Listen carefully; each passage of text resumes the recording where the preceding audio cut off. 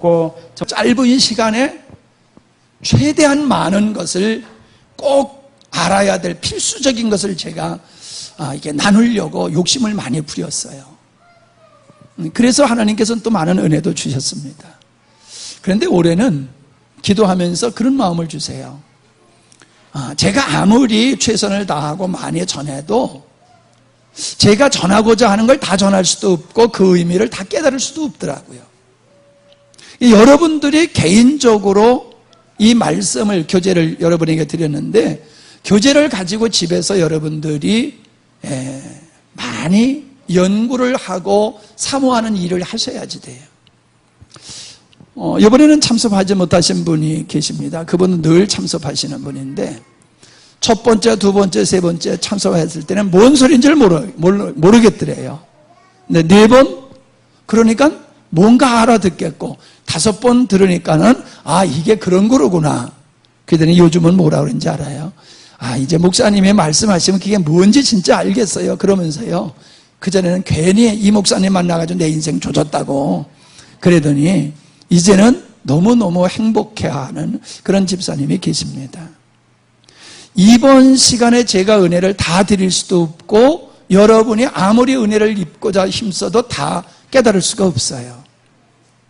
여러분이 돌아가셔서 얼마만큼 개인적으로 노력하시냐에 달려서 이게 열려질 수 있어요. 그분은요, 청소하면서 밥하면서 녹음기를 틀어놓고 제가 설교한 거, 이 강의한 거를 계속 반복해서 듣는 거예요. 그러니까는 아주 그 성실함 속에 깨닫는 은혜를 주셔서 참 그분이 변화되는 모습을 보면서 참 복음의 능력이 이렇게 큰 거로구나 하는 걸 제가 경험하고 있습니다. 적어도 여러분 돌아가셔서 이 교재를 5번 이상씩은 꼭 보시기 바랍니다. 뭔 말씀을 드리려고 했냐면은 개론적인 것만 하려고 그래요. 그전에는 아주 자세히 하려고 그랬는데 지금 전체의 그림을 여러분들이 이해할 수 있도록 섬기는 일을 해야 되겠다. 그렇게 좀 방법을 수정을 했습니다.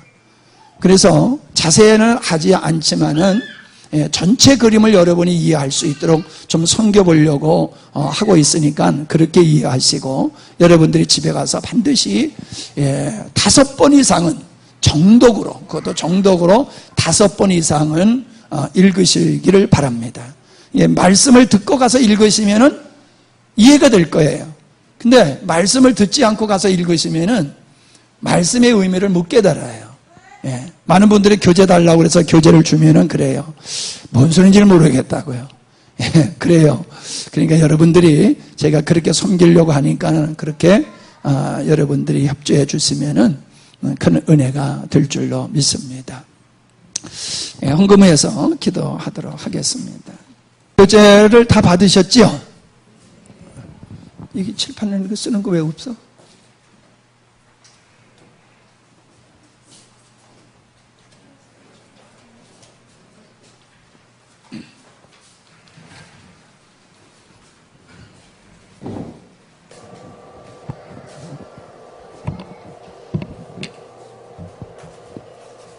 여러분들 교재를 시간이 있을 때마다 좀 미리 읽어 주시기를 바랍니다.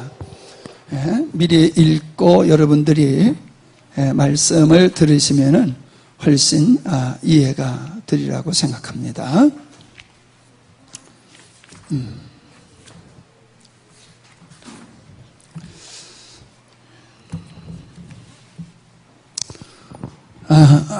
제가 질문을 한번 해볼게요. 성경은 무슨 책입니까? 그러실 줄 알았어요. 성경은 하나님 말씀이라고 하도 들어서 그거 뭐 대답 못 하실 분 없어요. 근데 하나님의 말씀이 뭐야 하면은 너무 광범위해요. 하나님의 말씀인 건 틀림없어요. 자, 그러면 이렇게 한번 생각해 보세요. 일기장에는 뭐가 기록되어 있어요?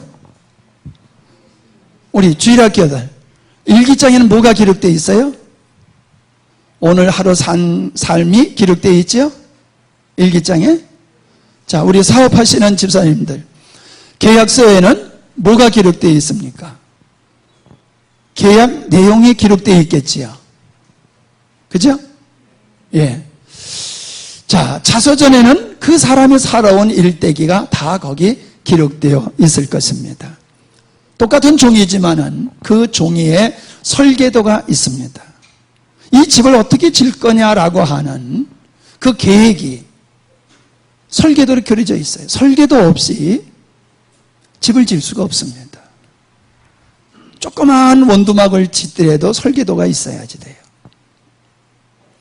지도에는 뭐가 기록되어 있습니까? 지도에는 산과 들과 강, 건물, 다리, 그런 것들이 지도에는 내용이 들어가 있지요. 그렇죠?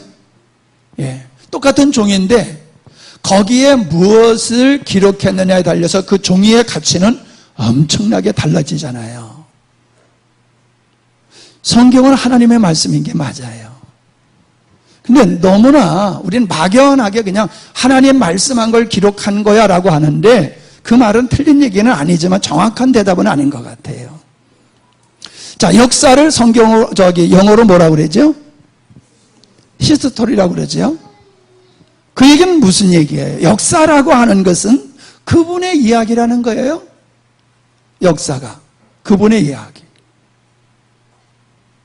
누구의 이야기? 그분의 얘기가 역사라고 하는 그분이 누구예요? 하나님, 예수님. 하나님과 예수님, 하나님께서 역사하신 모든 기록한 그것들이 역사래요. 인간이 살아온 발자취가 역사가 아니고 하나님이 창조하시고 일하시고 역사하신 그걸 갖다가 역사라고 그러는 거예요. 우리는 성경을요,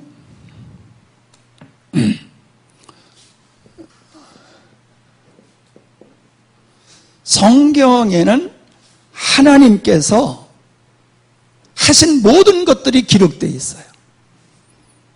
그래서 성경에는 두 가지로 기록이 되어 있어요. 하나님 나라, 하나님 나라라고 하는 것이 성경에 기록되어 있고요. 그 다음에 세상 나라.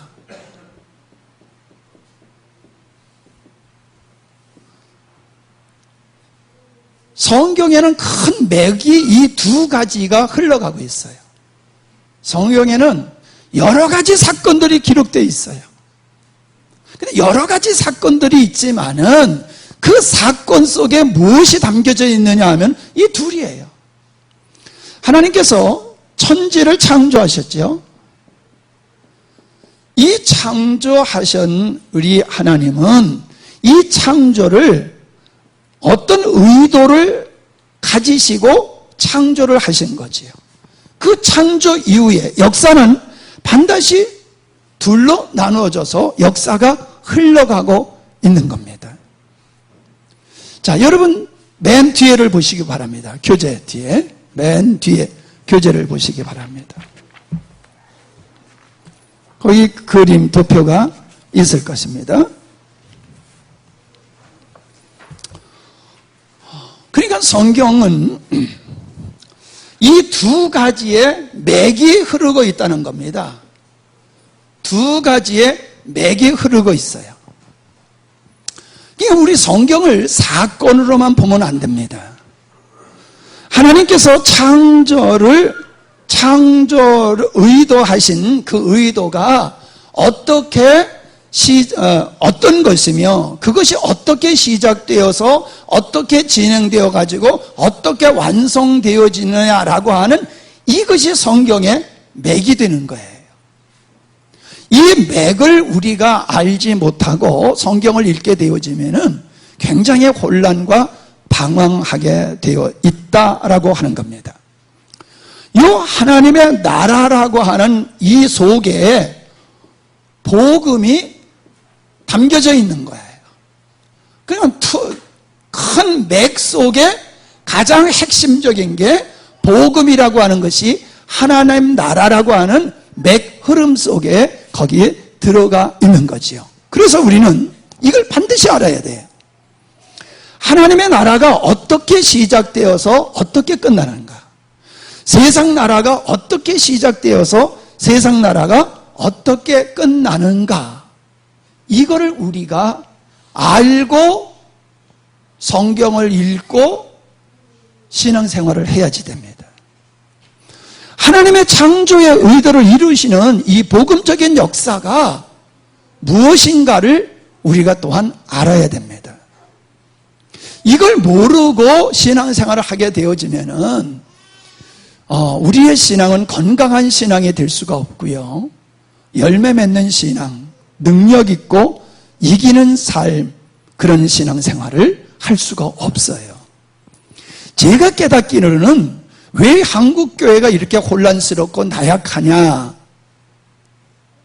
과거보다는요 신학적인 게 굉장히 발전을 했음에도 불구하고 교회의 영성은 점점 떨어지고 있고 교회의 모습도 날마다 쇠약해지고 있는 이유는 이것이 충실하지 못하기 때문이다, 저는 그렇게 진단을 하고 있습니다. 그래서 우리는 두 가지의 조감도를 우리는 알고 있어야 되는데, 하나님의 나라와 세상 나라라고 하는 큰 틀 속에, 큰 틀의 그림, 이 조감도가 있어야 되고, 복음, 하나님의 창조의 의도가 어떻게 이루어지냐라고 하는 이 복음에 대한 조감도도 우리가 가지고 있어야지 됩니다. 우리가 처음 가는 길은요,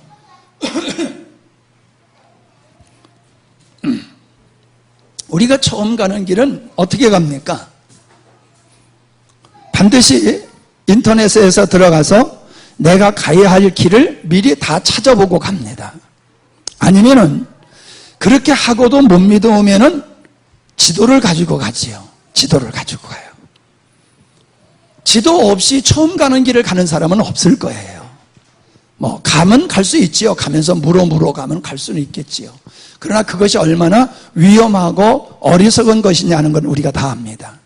요즘은 내비게이션이 있기 때문에 지도가 그렇게 활성화가 안 돼요, 이제는. 근데요, 지도가 있어도요, 못 보는 사람이 있어요. 이게 지도인 줄 아는데 이 지도에 그려져 있는 그 내용을 이해를 못하는 사람이 있어요. 대한민국에 내가 아는 사람, 나하고 가장 가까이 지내는 사람이거든요. 하여간에요, 내비게이션이 나오기 전에는요, 기분 좋게 여행 출발하고 가다가 목적지에 가면은 반드시 입이 이만큼 나오는 역사가 있는데, 내가 가다가 여보 이거 좀 봐, 내가 여기까지 왔는데 여기서부터는 잘 모르겠거든, 이거 좀 잘 보고 나 좀 가르쳐줘. 그러면요 열심히 들여보다가 심각하게 말합니다. 모르겠는데. 열심히 보긴 보는데 지도를 읽을 줄을 몰라요. 그러면 아니 우리가 있는 게 여기라니까, 여기 잘 봐, 우리가 어디로 가야 되는지 그걸 좀 잘 봐. 역시 모르겠대요. 그래서요 항상 우리는 싸웠어요. 그것 때문에. 하여튼 그것 때문에 제일 많이 싸웠어. 지도 때문에. 보세요 여러분, 지도를 가지고 있어도 지도를 읽을 줄 모르면요 맹탕이에요. 성경, 하나님의 말씀, 하나님께서 역사하신 것이 기록되어 있는 거, 하나님의 창조의 의도를 어떻게 시작하시고 어떻게 진행하시고 어떻게 완성하셨느냐라고 하는 게 성경에 기록되어 있어요. 근데 그걸 보고도 몰라. 지도를 보면서도 모르듯이 성경을 보면서도 전혀 몰라요. 하나님의 나라가 어떻게 시작돼서 어떻게 완성되는지, 세상 나라가 어떻게 시작돼서 어떻게 끝나는지, 내가 지금 세상 나라에 속하고 있는지 하나님 나라에 속하고 있는지, 내가 영에 속한 사람으로 살고 있는지 내가 육에 속한 사람으로 살고 있는지 몰라요. 여러분, 모르는 게 죄가 아니라고 그러는데 천만의 말씀이에요. 모르는 건 죄가 아니지만요, 우리가 시험 볼 때 모른다고 그거 맞게 해줍니까? 틀린 거는 틀리고 모른다고 하니까 얘 모른다고 그러니까 이거는 맞는 거로 해줘야 돼, 그래요? 틀린 것도 긋고 모르는 것도 긋는 거예요. 근데 우리는 모르는 것은 잘못이 아니라고 생각을 해요. 모름으로 발생되어지는 결과는 잘못된 것으로 말미암아 나타나는 결과하고 똑같습니다. 내 인생을 잘못 살은 것은 내가 몰라서 그래, 그런다고 누가 보상해 주는 게 아니에요. 내가 믿음의 생활은 열심히 했는데 결과가 아니야. 아, 이건 내가 잘못 배웠어. 누군가 나한테 잘못 가르쳐줬어. 내가 몰라서 그런 거야. 여러분, 세상의 법정에서는 몰라서 그렇다라면 봐줄 수 있지만은 하나님 앞에서는 모른다라고 하는 것이 면제될 수가 없습니다. 하나님 앞에 서는 것까지도 그것도 중요하지만요, 우리가 이 바른 진리를 모르면요 엉뚱한 방향으로 갈 뿐만 아니라 오늘의 우리의 삶 속에서 절대적으로 하나님이 우리에게 주시고자 하는 은혜를 못 누리고 삽니다. 그래서 두 가지 그림을, 하나님의 나라, 세상 나라라고 하는 큰 그림, 그게 맨 뒤에 나온 십자가의 경륜인 그 그림이에요. 그걸 다 보세요. 그 그림을. 자, 여기 보면은 이 경륜이라는 말은 어려운 얘기예요. 잘 쓰지 않는 단어예요. 근데 성경에 있거든요. 쉽게 얘기하면요, 금전출납부에 들어오고 나가는 돈을 다 기록하는 것과 같은 거예요.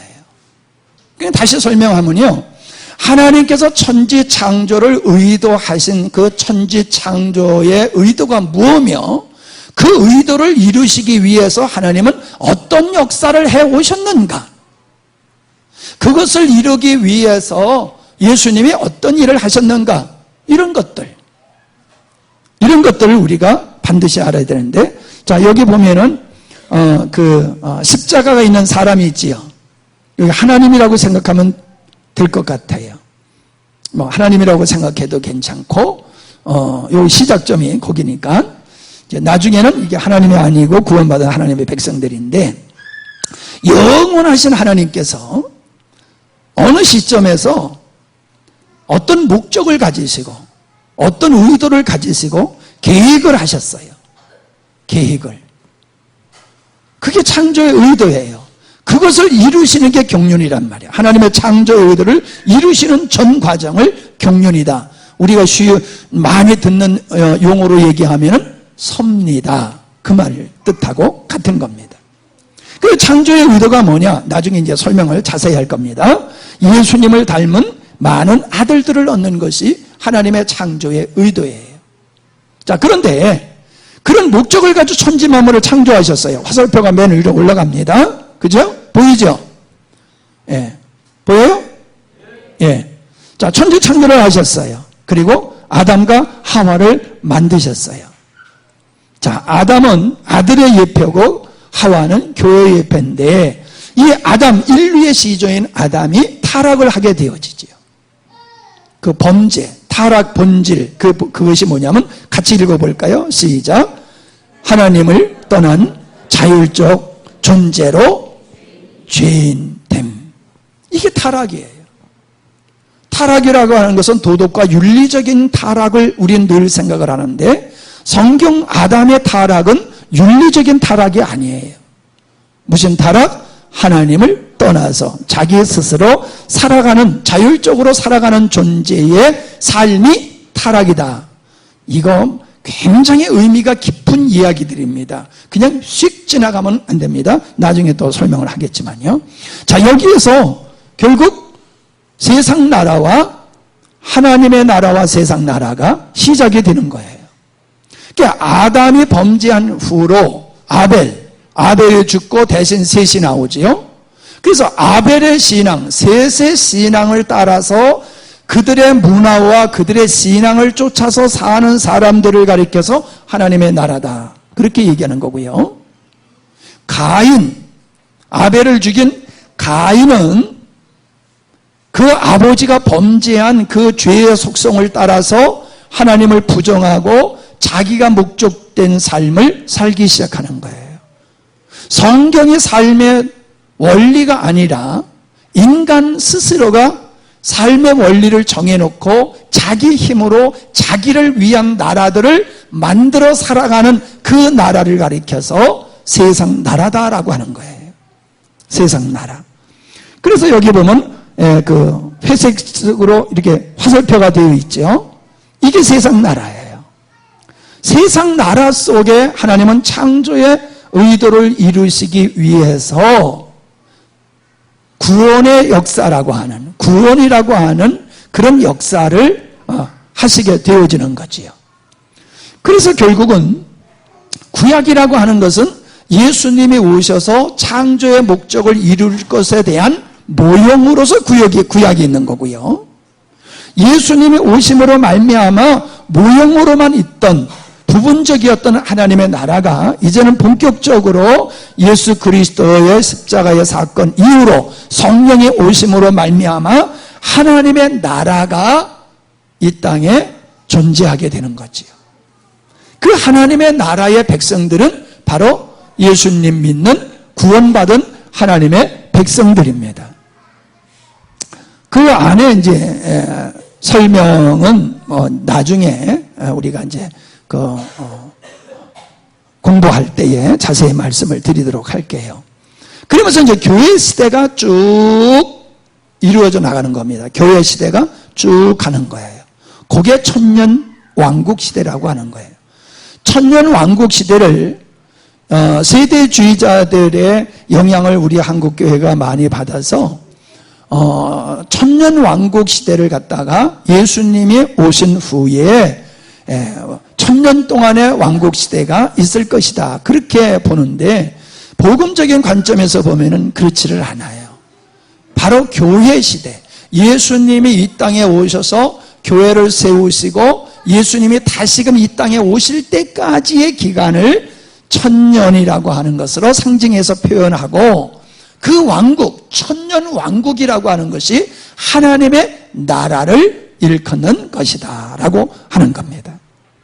그래서 하나님의 나라가 어떻게 세워지며 하나님의 나라의 백성들의 삶이 어떻게 승리하는 삶을 살게 되어지는가, 이게 굉장히 중요한 것이 바로 거기에 내용에 담겨져 있는데, 하나님의 나라는요 세상 나라 속에 있어요. 근데 세상 나라 속에 하나님의 나라가 있는데 세상 나라는 하나님의 나라를 중심으로 세상 나라가 진행되는 거예요. 성경의 역사는요 하나님의 나라가 중심으로 된 세계 역사가 전개되어져 가고 있는 거예요. 겉으로 보면은 세상 나라가 더 위대하게 보여요. 세상 나라가 더 실제적으로 보여요. 그런데 세상 나라가 실제가 아니라 하나님의 나라가 실제다. 왜? 이것이 하나님의 목적이기 때문에 이 하나님의 목적을 이루기 위해서 세상 나라를 이 땅에 잠시 하나님께서 허락하신 것이다. 아멘? 예. 자, 이게요 정말 재미없는 집회예요. 예. 아까 찬송 부를 때는 신나게 찬송했지만요 말씀을 들어가면요 초긴장하지 아니하면은 안 되는 집회예요. 서울 가서 우리가 말씀 집회하면 거기 오시는 집사님들이 너무 골치 아파가지고 힘들다고 그래요. 잠시도 머리를 쉬면은 내가 지금 어디가 와서 있는지 자기 위치를 모르겠다고, 초집중하지 아니하면은 도무지 깨달을 수 없고 이해가 안 되어지는 것이다고.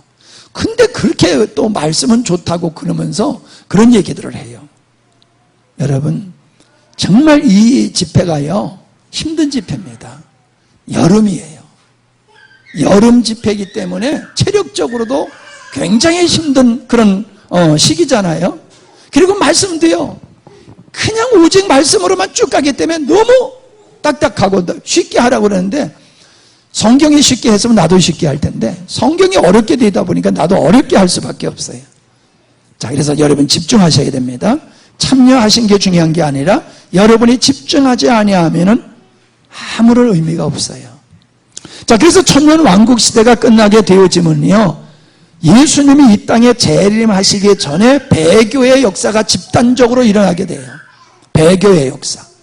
교회가 변질되어지고 세상에 하나님을 대적하고 부정하는 이 역사가 지역적인 것이 아니라 세계적인 추세로 집단적으로 배교의 역사가 일어나게 되는 거죠. 그래서 이 세력들이 교회와 싸우게 되어지는 거예요. 교회를 대적하고 교회를 진멸하려고 전쟁을 일으키는데 그게 아마겟돈 전쟁이라는 거예요. 아마겟돈 전쟁은 3차 대전이 아니에요. 영적인 전쟁이에요.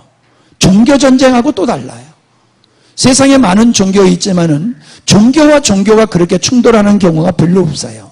근데 기독교는 모든 종교와 충돌하고 있어요. 왜 그래요? 모든 종교는 세상 나라에 속한 거예요. 세상 나라는 항상 하나님의 나라를 공격하게 되어 있어요. 마지막 때가 되어지면 하나님의 심판하시기 전에 세상 나라에 속한 모든 무리들이 하나님을 대적하는 역사, 배교의 역사가 일어나기 시작해요. 근데 그게 지금 엄청난 추세로 지금 급속하게 진행되고 있다는 거예요.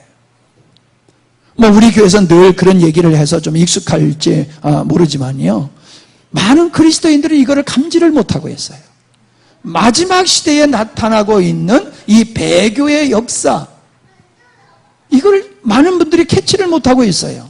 이게 마지막 시대의 사람들이 그렇게 거짓에 홀려가지고 그렇게 거짓에 끌려가다가 마귀와 그 거짓 선지자들이 멸망받을 때에 그들과 함께 멸망받을 사람들이 바로 그런 사람들이에요.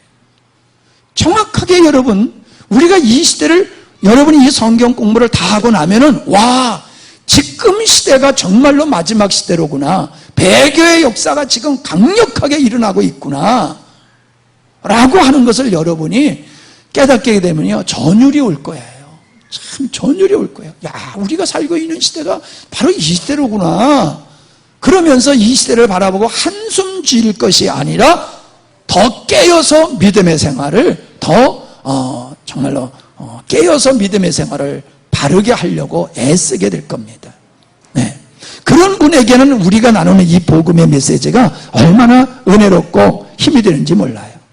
자, 그런 배교의 집단적인 배교의 역사가 있은 후에 예수님이 이 땅에 재림을 하시게 되지요. 그러면은 죽었던 성도들과 살아있는 성도들이 그리스도의 신부가 되어가지고 혼인잔치를 하게 되지요. 그 혼인잔치가 이루어질 때가 세상 나라의 끝장이에요. 예수님이 이 땅에 오셔서 혼인잔치가 이루어지는 그때가 언제냐? 그때가 창조의 의도가 완성될 때예요. 창조의 의도가 완성이 되니 그 창조의 의도를 이루기 위해서 잠시 놔뒀던 세상 나라는, 마귀와 거짓 선지자와 그를 따랐던 세상 나라는 영원한 지옥불로 떨어지게 되는 거지요. 영원한 심판이죠.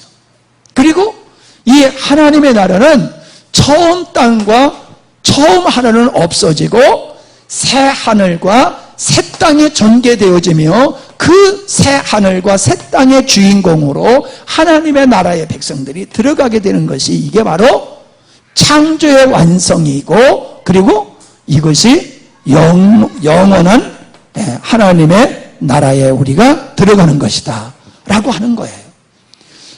이것이 성경에 있는 내용이에요. 여러 가지 성경에 역사가 있고 문학서가 있고 등등의 많은 것이 있지만은 성경에 이 맥은 이것이 흘러가고 있다라고 하는 거지요. 근데 왜 사람들은 이걸 얼른 모르느냐 하면은 성경은 묵시로 되어 있어요. 이 묵시로 되어 있는 거기 때문에 그냥 우리의 상식이나 인간이 경험할 수 있는 것으로 이거를 보면요, 보이지를 않는 거예요. 그래서 진리는 성령의 계시를 통해서만이 성경을 볼 때에 이게 보이는 거예요. 이게 보이는 거예요. 성령의 계시가 있지 아니하면은 모형과 묵시로 되어 있는 것을 그냥 읽는 거예요. 지도를 보면서 야, 이게 지도구나. 하지만 이 내용이 뭔지를 모르듯이 성경을 읽으면서 이거 하나님의 말씀이네. 그런데 그 내용의 참다운 맥, 의미는 모른다는 거지요. 그러니까 지도와 같은 그런 성경을 가지고 손에 넣고 있음에도 불구하고 그것이 그의 삶 속에 전혀 도움이 되질 않는 거예요. 전혀 능력이 되질 않는 거예요. 하나님의 말씀은 방망이와 같다고 그랬잖아요. 방망이와 같다는 건 능력이 있는 거란 말이에요. 근데 하나님의 말씀이 우리에게 능력이 되는데 능력이 안 돼. 하나님은 살아계신 하나님이라고 자랑스럽게 얘기를 해. 근데 살아계신 하나님이 너의 삶 속에서 어떻게 역사하셨는데 그러면 빈손 내미는 거예요. 그냥 우리가 살아계신 하나님이다고만 외칠 뿐이지 살아계신 하나님에 의해서 나의 인생이 바뀌어졌냐는 거예요. 여러분, 예수님을 믿으면 반드시 바뀌어지게 돼 있어요. 이건 뭐 노력하면 바뀌어지고 덜 노력하면 덜 바뀌어지고가 아니에요. 반드시 이 복음을 깨닫게 되어지면요, 생명의 사람으로 그가 거듭나게 되어지면요, 자기가 변화되려고 노력하는 것이 아니라 생명에 의해서, 하나님의 영원한 생명에 의해서 내가 바뀌어지게 되는 거예요. 여러분, 태어남이 자의적으로 이루어지는 겁니까? 여러분 태어나고 싶어서 태어났어요? 남자, 여자, 여러분 선택해서 태어난 게 아니지요? 그냥 태어났지요, 부모님에 의해서. 여러분, 영적으로도 마찬가지예요. 우리가 하나님의 자녀로, 하나님 나라의 백성으로 태어나면요, 그냥 하나님의 백성답게 변화되게 돼 있는 거예요. 노력해서가 아니에요. 저절로 그렇게 되게 돼 있어요. 생명에 의해서. 그런데 왜 안 되냐 말이야, 이게. 분명히 하나님 살아계신 것도 틀림없고 내가 예수님을 믿는 거 틀림없어. 근데 나는 왜 안 바뀌어지냐 말이야. 왜 안 변화되냐 말이야. 그러면 항상 완벽한 것부터 또 꺼낸다고. 완벽한 것부터. 그 완벽은 빼놔요. 변화되기 시작하고 변화되어 가느냐, 이게 중요한 거예요. 그렇게 하면서 점점 성숙되어 가는 거거든요. 근데 예수 안 믿어도 안 바뀌어지는 사람이 있어요. 예수 믿는데도 안 바뀌어지는 사람. 이런 사람은 가짜일 가능성이 매우 큽니다. 가짜일 가능성이. 나는 가짜다라고 말하기는 어려워요. 내가 그렇게 확실하진 않지만은 말씀에 의해서, 성경의 원리에 의해서 보면은 예수 믿고도 안 바뀌어지는 사람은 가짜일 경우가 있고, 아니면은 가짜는 아니지만은 진리를 몰라서 그럴 수가 있어요. 근데 어떤 사람인지는 잘 모르겠어요. 하여튼 분명한 것은 둘이다. 자, 그러면 우리 그 교재의 목차를 여러분 보시기 바랍니다. 이거 잘 안 지워지는데, 이거 좀 어떻게 좀 잘 지워지는 거 좀 해봐요. 목차로 돌아가서 한번 보시기 바랍니다.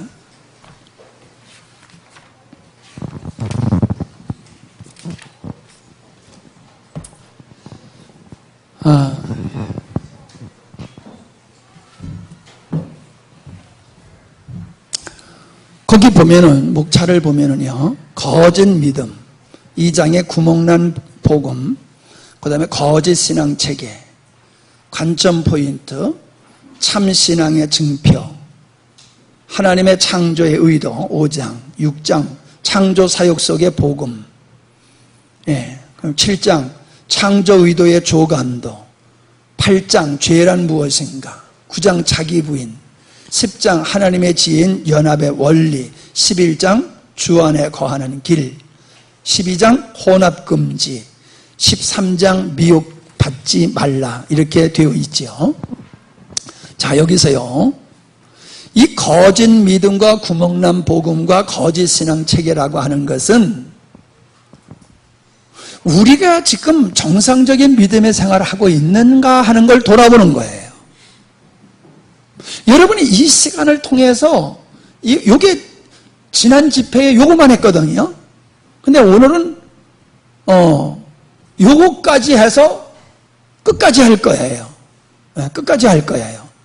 그래서 이 거짓 믿음, 구멍난 복음, 거짓된 신앙 체계를 통해서 내 신앙이 어떤 신앙인가를 여러분들이 점검하셔야 돼요. 스스로가.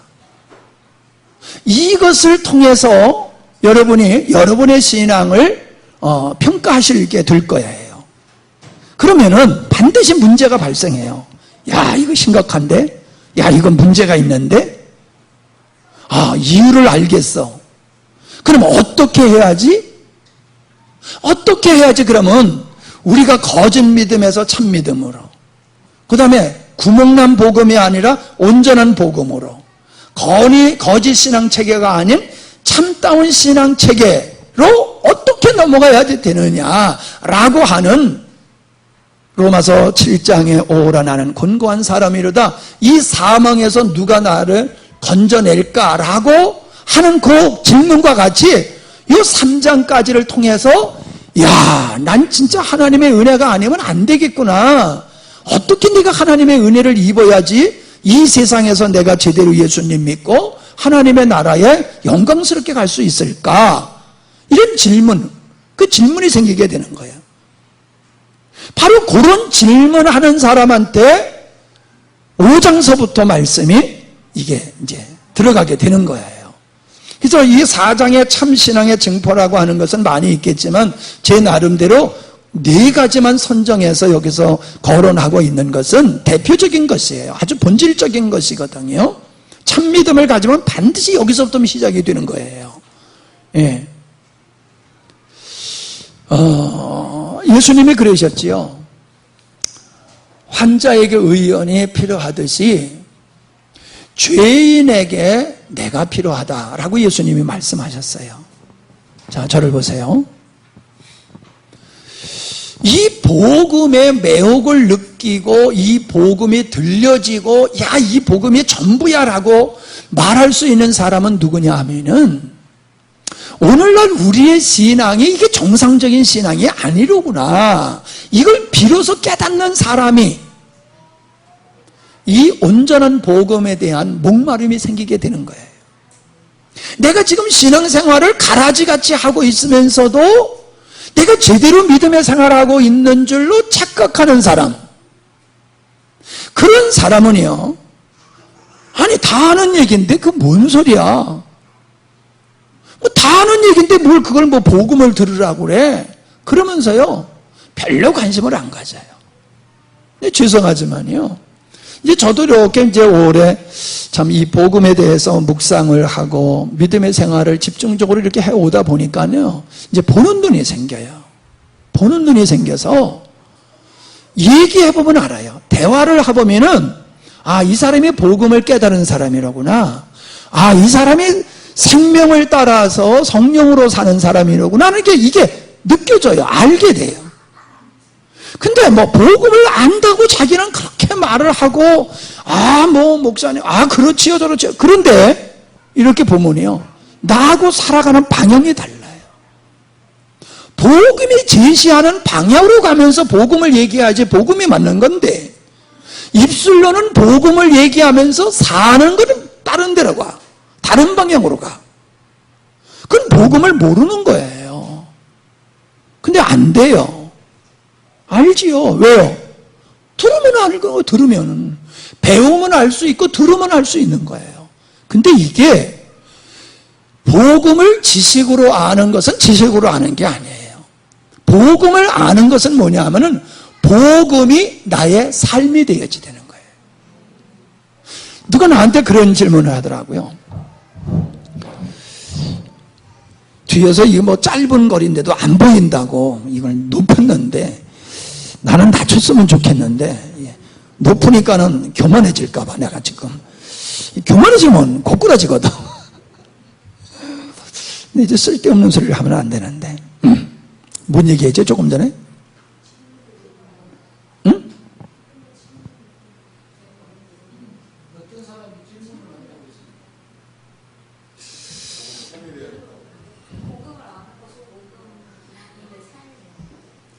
주여, 넘어갑시다.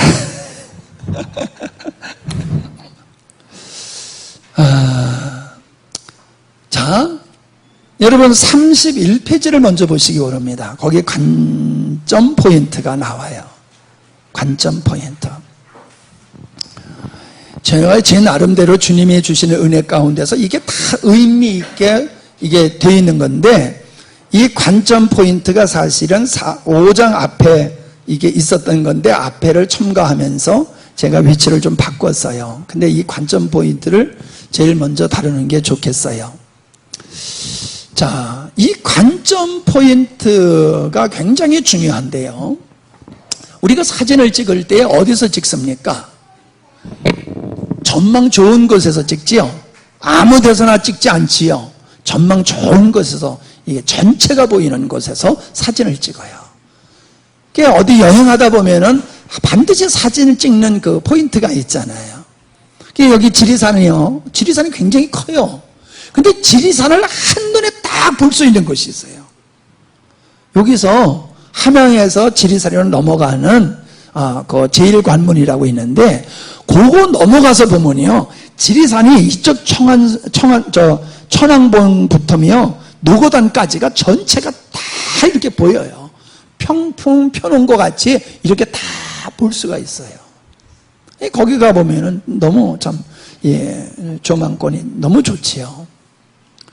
근데 성경을 어느 관점에서 보느냐에 달려서 성경이 보는 게 달라져요. 여러분 보세요. 왜 이 땅에 이렇게 교리가 많고 교단이 많습니까? 교단이 많잖아요. 장로교 안에서도 교단이 얼마나 많은지 몰라요. 왜요? 성경을 보는 관점이 달라서 그래요. 똑같은 성경인데 왜 다르게 성경을 이해하느냐? 보는 관점이 다르기 때문에 그런 거예요. 그러면서 자기가 보는 관점이 가장 옳다고 생각하는 거예요. 이 보수적인, 이 개혁주의적인 신앙 노선을 걷는 분들은요, 자부심이 대단합니다. 개혁주의요. 우리는 개혁주의, 칼빈 개혁주의. 어느 분이 그래요. 왜 칼빈 그러냐고. 예수 얘기해야지. 맨날 예수 얘기는 안 하고 맨날 칼빈 얘기만 하느냐고. 칼빈의 종이 돼버렸어요. 그냥 칼빈이 위대한 사람이지만은 칼빈이라고 하는 관점에서, 칼빈의 신학의 관점에서 성경을 보는 거예요. 알미니엄 주의는 알미니우스 의의 그 신학의 관점에서 성경을 보는 거예요. 그러니까 그렇게 보이는 거예요. 목사님들이 목회를 하면요, 다 좀 목회 그 관점이 달라요. 어떤 사람은 요즘 보면은 이 복지 쪽에, 또 어떤 사람은 가난하고 힘든 사람, 그런 노동자들을 대변하기 위한 그런 데 초점을 맞추고 한다든가, 어떤 사람은 환경에다 초점을 맞추고 한다든가, 어떤 사람은 귀신 내쫓는 데다가 또 관점을 맞추고 한다든가, 어떤 사람은 사랑을 베푸는 데다가 초점을 맞추어서 목회를 한다든가, 목사님마다 목회 스타일이 달라요. 어떤 분은 오직 기도지요, 오직 기도. 그래서 하루에 7시간 기도하는 건 이건 목사도 아니야, 그런 분도 있어요. 그분은 모든 신앙을, 성경을 기도라는 관점에서 보다 보니까 그런 주장을 하게 되는 거예요. 근데요, 다 일리가 있어요. 그분들의 신학적인 면은요, 다 일리가 있어요. 틀린 게 아니에요. 근데 그거를 전부로 보는 거예요. 그거를 전부로 보는 거예요.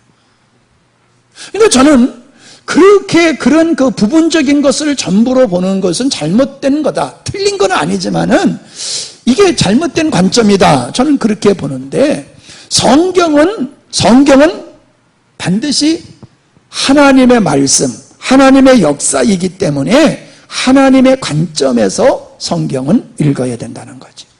자, 제일 앞에 제가 다루고 있는 말이 그겁니다. 구원을 받기 위해서 성경 전체를 알아야 됩니까? 우리 맨 앞에 우리 아주 젊은 형제들, 자매들, 구원받기 위해서는 성경 전체를 다 알아야지 돼? 아니지요. 자, 십자가에서 예수님이 못 박혀 돌아가실 때 강도가 구원받았지? 그 성경을 얼마나 알았을까? 그가 착한 일은 얼마나 했겠으며 예배는 얼마나 드렸을까? 선교는 했을까? 11조는 했을까? 주일 성교는 했을까? 아무것도 없어요. 우편의 강도가 구원받는 데 있어서는 지식과 행함이 아무것도 없어요. 나는 죽어 마땅한 죄인이고 저 양반은 죄가 없는 분인데 우리 죄 때문에 죽는구나, 요거 믿는 것 때문에 구원받았어요. 아멘이지요? 그러니까 구원을 받는 데는요, 성경 66권을 다 알아야지, 조직 신학을 다 알아야지 구원받는 건 아니라는 거예요. 핵심적인 것만, 나는 죄인이고 예수님은 구세주다. 이것만 알면 되는 거예요. 이것만 믿으면 되는 거예요. 그죠? 왜 대답을 안 하죠? 거기다 뭐 플러스 해야 돼요? 성경 많이 알면 구원받고 성경 조금 알면 구원 못 받아요? 성경 지식과 전혀 상관없어요. 구원은 믿음이 있느냐 없느냐 그거지요. 그런데요, 여기서 끝나는 게 아니에요. 왜? 우리는 우편강도가 아니거든요. 그죠? 우리는 한참 살아야 돼. 우리는 한참 살아야 돼. 얼만큼 살지 모르지만 100세 세대라고 그러는데 아이고 지겨워. 난 100세 그러면요, 언제 100세까지 사냐. 이만큼 살은 것도 고마운데 언제. 내가 가만히 나이가 이제 저도 이렇게 들다 보니까요, 나이 먹어서 사는 건 사는 것도 아닌 것 같아. 그냥 숨쉬기 운동하고 사는 거지. 근데 그 숨쉬기 운동하면서 100년 살아봤대. 뭐가 그게 쓸데없는 소리 또 하네. 자, 뭔 얘기냐. 우리가 예수 믿고 뿅 하고 천당 가는 것 같으면 문제가 다르지만은 우리를 구원하신 하나님은 잠시 우리를 이 세상에 더 남겨두신다는 거예요. 잠시. 그게 몇십 년이야. 그 잠시가 우리 일생이야. 왜 하나님이 우리를 잠시 이 땅에 놔두시느냐? 목적이 있다는 거예요. 일찍이 불러주신 사람은 일찍이 목적이 있는 거예요. 늦지막하게 부른 사람은 늦지막하게 부를 만한 이유가 있는 거지요. 하여간에 구원받은 사람은 어떤 사람이냐? 구원하신 목적이 있다는 거예요. 창조의 의도와 연관된 것이 우리 인생이에요.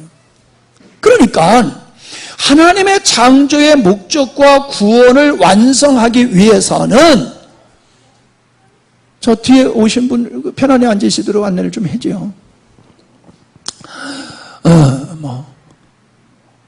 거기 다른 사람은 쳐다볼 거 없어.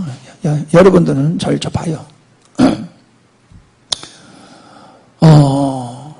이 세상에서 예수님을 믿고 잠시 이 세상에서 살아야 될 우리들은 우리를 창조하시고 구원하신 하나님의 목적을 이루어야 할 사명이 있는 거예요. 그냥 구원만 받으면 전부라고 생각하면 오산이에요. 구원하신 목적이 있어요. 구원하신 목적은 창조 의도에 의해서 구원이라고 하는 것이 이루어진 거거든요. 그러니까 나 구원 받았으니까 됐어, 난 죽으면 언제든지 천국 가면 됐어 라고 생각하는 그 신앙이 잘못된 신앙이라는 거예요. 그건 성경적인 신앙이 아니에요. 복음적인 신앙이 아니에요. 그 사명은 행함과 다른 거예요. 행함과 다른 거예요. 그래서 우리를 이 땅에 보내시고 우리를 구원하신 하나님의 목적을 이루어내는 데에 반드시 알아야 될 게 있다는 거예요. 반드시.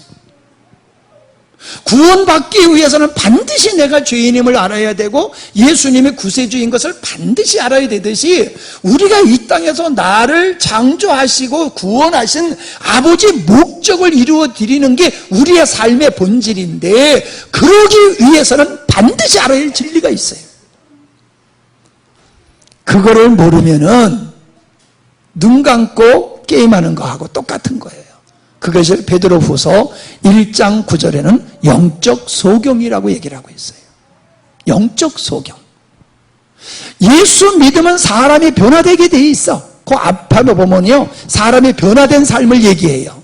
근데 그 변화된 삶이 없으면 영적 소경이야 라고 말하고 있는데, 그 변화된 삶이 어디서 오느냐 하면은 신의 성품에 참여함으로 성도의 변화된 삶이 이루어질 거다. 근데 이것이 없는 사람, 이 진리가 없는 사람은 영적으로 소경이다 그랬어요. 그러니까 성경 66권을 달달달달달달 서기관들 같이 암송한다 할지라도 이것이 없으면 영적 소경이에요. 이것을 알아야지 그는 주님께서 우리를 구원하시고 창조하시고 우리를 구원하신 목적을 알고 그걸 이루어내는 구원받은 자의 삶을 살다가 영광스럽게 아버지 앞에 가지만은, 영적 소경으로 있는 사람은 맨날 세상에서 구질구질하게 살다가 패배자로 살다가 겨우 구원받는, 부끄러운 구원받는 사람이든지, 아니면은 구원받을 줄 알았는데 주님께서 난도 몰라, 그렇게 배척을 받을 수 있는 사람이든지 둘 중에 한 사람이 될 수 있어요. 여러분, 우리 자식이 좀 끌끈 맞으면요, 부모들이 어깨에 힘이 들어가요. 근데 자식이 참 문제가 많아. 맨날 그냥 애비 속만 썩이고 욕이나 얻어먹고 이러면요, 부모가 얼마나 근심이 많습니까? 그렇다고 내버립니까? 내버리지는 않지만은 근심이 많잖아요. 성도가 성도답게 살 때에 하나님의 영광을 받으시는 거예요. 우리는 하나님께 영광을 돌리는 걸, 뭘 예배를 드리고 뭘 거창하게 사역을 하면은 그걸 통해서 하나님의 영광을 받으신다고 생각하는데 천만의 말씀이에요. 하나님의 영광을 받으시는 것은 우리 삶이에요. 그냥 예수 믿고 사는 그 삶, 그 삶이 어떤 삶이냐? 하나님이 창조하시고 구원하신 목적을 이루면서 하나님의 생명으로 살아가는 그 삶 자체가 하나님께 영광이 되는 거라는 거예요. 뭘 거창하게 해서 영광을 돌리는 게 아니라는 거예요. 근데 우리는 생활은 엉터리로 하면서 예배만 잘 드리면 하나님의 영광을 받으실 줄 알고, 헌금 많이 하고 봉사 많이 하면 하나님의 영광 받으실 줄로 착각을 하고 있어요. 아니에요. 자,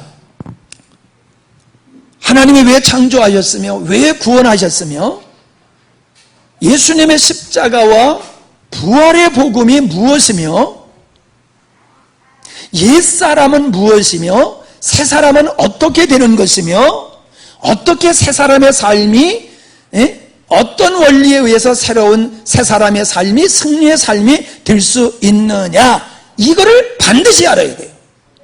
이걸 반드시 알아야지 돼요. 자, 컴퓨터 하면은 옛날에는 금고에 비밀번호 얘기를 했는데 요즘은 컴퓨터에 비밀번호가 많잖아요. 비밀번호 모르면은 컴퓨터 못 열잖아요. 비밀번호가 하나도 틀리면은 어때요? 다 맞고 하나 틀리니까 괜찮지? 하나만 틀려도요, 비밀번호가 하나만 틀려도 컴퓨터가 안 열려요. 여러분, 우리 성도들의 삶에 왜 문제가 되느냐라고 하면은 이 비밀번호와 같은 이 핵심적인 이 복음의 맥, 이걸 모르는 거예요. 이걸 모르는 거예요. 그러니까 성경은 많이 아는데 비밀번호를 몰라. 성경은 많이 아는데 비밀번호를 몰라. 그러니까 성경이 안 열리는 거예요. 성령의 역사하심이 나의 삶 속에 충만하지 못하는 이유는 비밀번호를 알고 그 비밀번호를 사용해야 되는데 그게 안 돼버리면 안 된다는 거지요. 사람들은 대부분이요, 예수님이 이 세상에 성육신하여 오신 것을 죄인을 구원하러 오신 것이다 라고 생각을 해요. 예수님이 하나님이신데 사람의 몸을 입고 이 땅에 오신 것은 죄인을 구원하기 위함이다, 이렇게 말을 해요. 예, 맞아요. 근데 정답은 아니에요. 그건 우리 입장이에요. 죄인의 입장에서 보면은 죄인을 구원하러 오신 거야, 예수님이. 죄인의 입장에서 보면. 근데 죄인을 구원하라고 보내신 하나님의 입장에서 보면은 예수님은 아버지 뜻을 이루기 위해서 오신 거예요. 이게 같아요, 틀려요? 이게 굉장히 중요한 거예요. 이게 엄청난 신앙의 칼날을 바꾸어 놓는 겁니다. 죄인을 구원하러 예수님이 오셨다라고 하는 신앙관과 예수님은 아버지 뜻을 이루기 위해서 이 땅에 오셨다. 근데 그 아버지 뜻이 뭐냐? 죄인을 구원하는 거다. 에이, 그럼 그게 그거지. 똑같은 게 뭐가 다른 거요? 아니요. 천만의 말씀이에요. 여러분, 아버지 뜻이 아버지 뜻이 중요합니까? 아버지가 중요합니까? 잘 생각해 보세요. 아버지 하나님이 중요합니까? 아버지 하나님이 죄인을 구원하라고 하는 구원이 중요한 겁니까? 분명하죠? 우리 입장에서는 내가 구원받아야 되는 거니까 구원이 되는 게 굉장히 중요해요. 그런데 내가 구원받는다는 것이 아버지의 뜻이란 말이에요. 그 아버지, 천지 만물을 창조하신 그 아버지의 뜻이 죄인을 구원하는 거예요. 우리의 초점과 관심은 죄인이 구원받는 데 있는 것이 아니라 죄인을 구원하신 하나님께 우리가 관심이 있어야 돼요. 이게 건강한 신앙의 토대가 쌓이는 겁니다. 근데 사람들은요, 십자가 하면 아버지 사랑을 자꾸 얘기해요. 아버지의 사랑 크셔라, 아버지의 은혜 크셔라. 그러면서 십자가 얘기하면 아버지의 사랑을 높이고 찬양을 해요. 맞아요. 그거 틀린 거 아니에요. 근데 아버지의 사랑보다, 죄인을 구원하시는 아버지의 사랑보다도 더 큰 것은 아버지 의도예요. 아버지 의도. 아버지 의도가 사랑으로 나타난 거예요.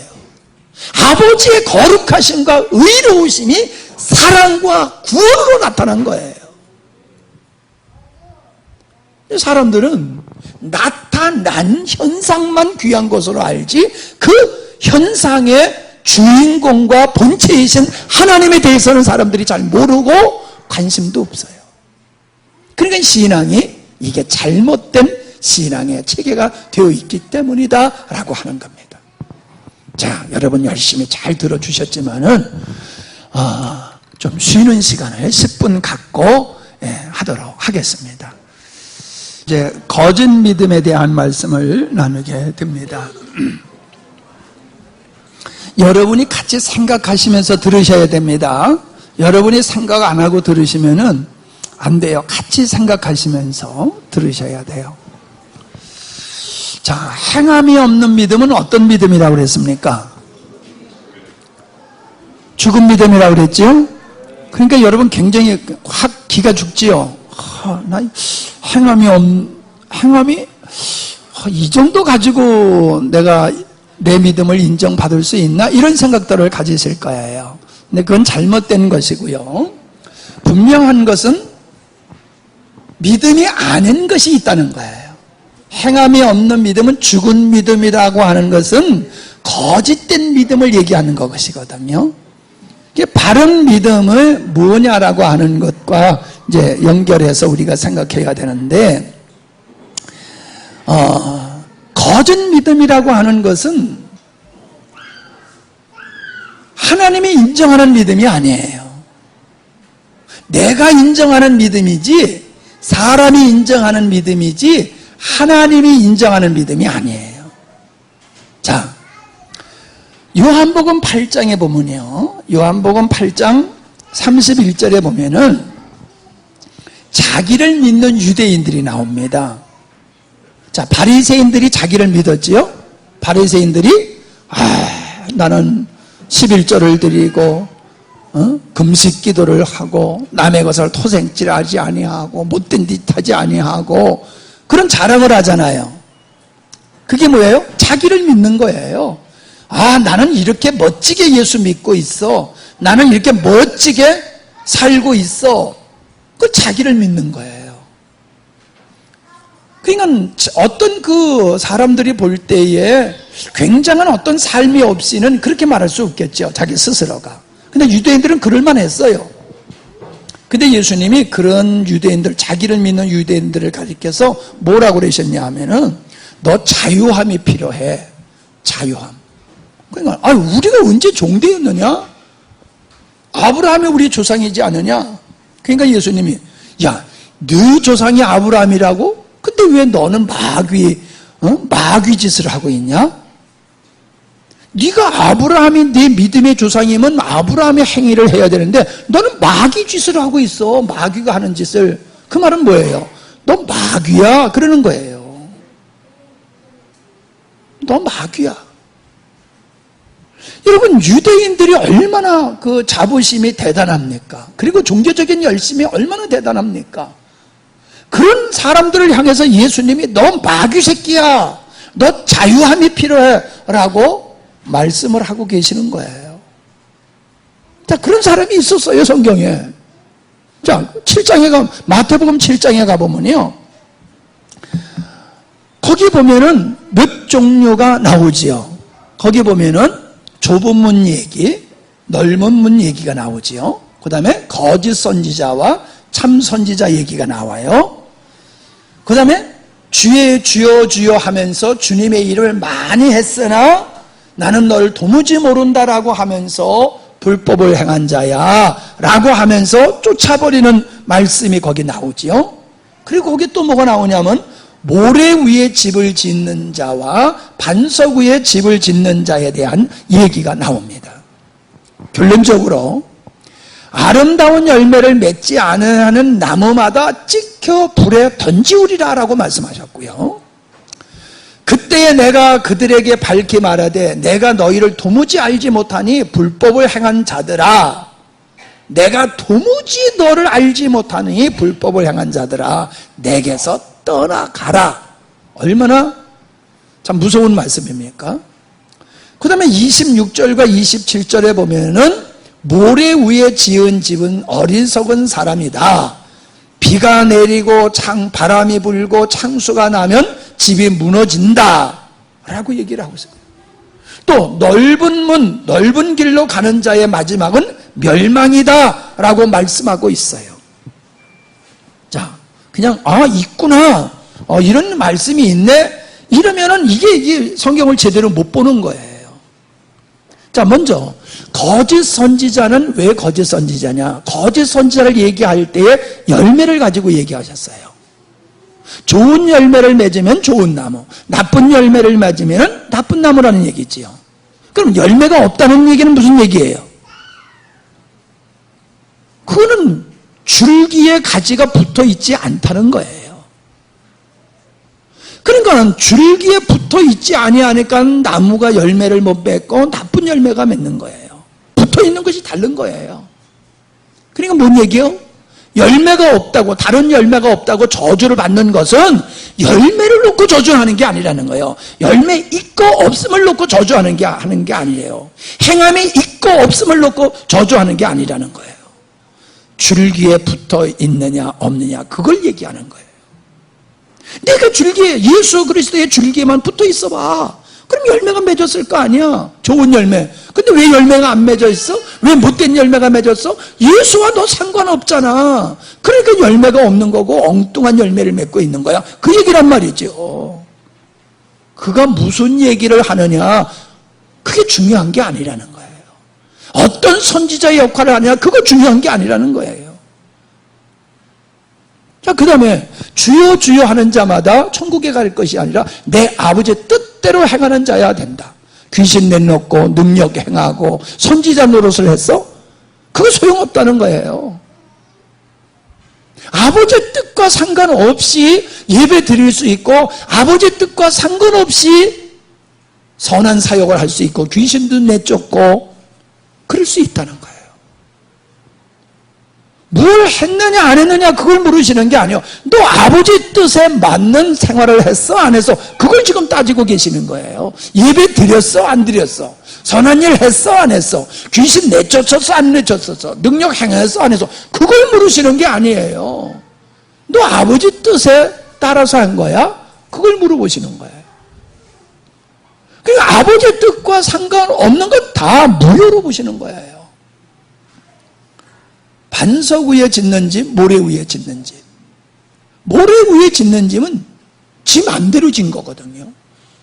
반석 위에 짓는 것은 하나님의 말씀을 듣고 순종하는 자가 반석 위에 짓는 거라고 그랬어요. 그러니까 모래 위에 짓는 사람은 어떤 거냐? 지멋대로 신앙생활한 거야, 지멋대로. 지멋대로. 내가 옳다고 생각한 걸 옳다고 믿고, 내가 좋게 생각하는 것을 옳다고 믿고, 사람들이 칭찬하는 것은 다 옳다고 믿고, 자기가 기준이 되어서 자기가 옳다고 하는 것을 옳은 걸로 믿고 그렇게 신앙생활을 한 사람이에요. 얼마나 편안해요. 부담스러운 거는 다 거절하고 부담스럽지 않는 것만 내가 선택해서 신앙생활하는데 얼마나 편안해요. 반석 위에 짓는 거하고 모래 위에 짓는 거하고 똑같지요. 그러니까 이걸 다 통틀어서 보면은 자기 마음대로 자기 뜻대로 지 좋은 대로 제 마음대로 신앙생활하는 것이 넓은 문 넓은 길로 가는 것으로 표현하는 거예요. 하나님의 뜻과 주 안에 붙어서 그분에게 순종하는 삶은 자기를 부인해야지 돼요. 자기를 죽이는 산순교를 할 때에 비로소 그렇게 살 수 있는 거예요. 그러니까 자기를 죽이는 산순교를 하는 게 이게 얼마나 힘들어요? 그러니까 좁은 문이라고 얘기를 하는 거예요. 이처럼 성경에는요,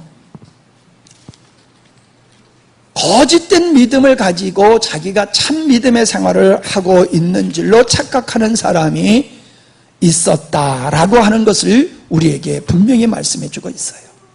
그러면은 이런 거짓된 믿음은 어디서 발생하느냐? 구멍난 복음에 의해서 생기는 거예요. 두 번째, 거짓된 신앙의 체계를 가지고 있으면은 자기도 모르게 거짓된 믿음을 가지면서 자기가 참 믿음을 가지고 있는 줄로 착각하는 거예요. 다시 받아 쓰세요. 이럴 적에는 얼렁얼렁 받아 쓰셔야 돼. 거짓된 믿음은 구멍난 복음에 의해서 생기는 것이다. 거짓된 믿음은 거짓된 신앙체계에 의해서 생기는 것이다. 거짓된 믿음은 반드시 버림을 받게 된다. 내가 지금 거짓된 믿음을 가지고 평생 예수 믿어봤댔자 천국 가기는 다 틀렸다는 거지요. 예. 그래서 구멍난 복음은 육신에 속한 자에게서 나타나는 것이다 라고 하는 겁니다. 구멍난 복음이란 바로 부족함과 온전한 복음을 왜곡시키는 것이 구멍난 복음이에요. 복음이 다 틀렸다는 게 아니에요. 어느 부분이 잘못돼 가지고 복음을 왜곡시키고 엉뚱한 데로 가게 하는 거예요. 그걸 갖다 사도 바울은 갈라디아서 1장 17절에 다른 복음이다 그렇게 얘기를 하고 있어요. 7절에 보면은 실제로 다른 복음이 있는 것은 아닙니다. 다만 몇몇 사람이 여러분을 교란시켜서 그리스도의 복음을 왜곡시키려고 하는 것뿐입니다 라고 얘기를 하고 있어요. 우리를 혼란케 만들어서 그리스도의 복음에서 벗어나게 다른 방향으로 변질되고 바꾸게 하는 역할을 하는 게 다른 복음이요. 그게 구멍난 복음이라는 거예요. 여러분, 이단자들이 처음부터 끝까지 다 엉뚱한 얘기합니까? 아니에요. 이단이라는 게 뭐예요? 끝이 다른 거예요. 어쩔 때 보면 다 하나님 얘기하고 예수님 얘기하고 다 맞는 얘기 같아. 근데 나중에는 그분이 이만희야 이러는 거예요.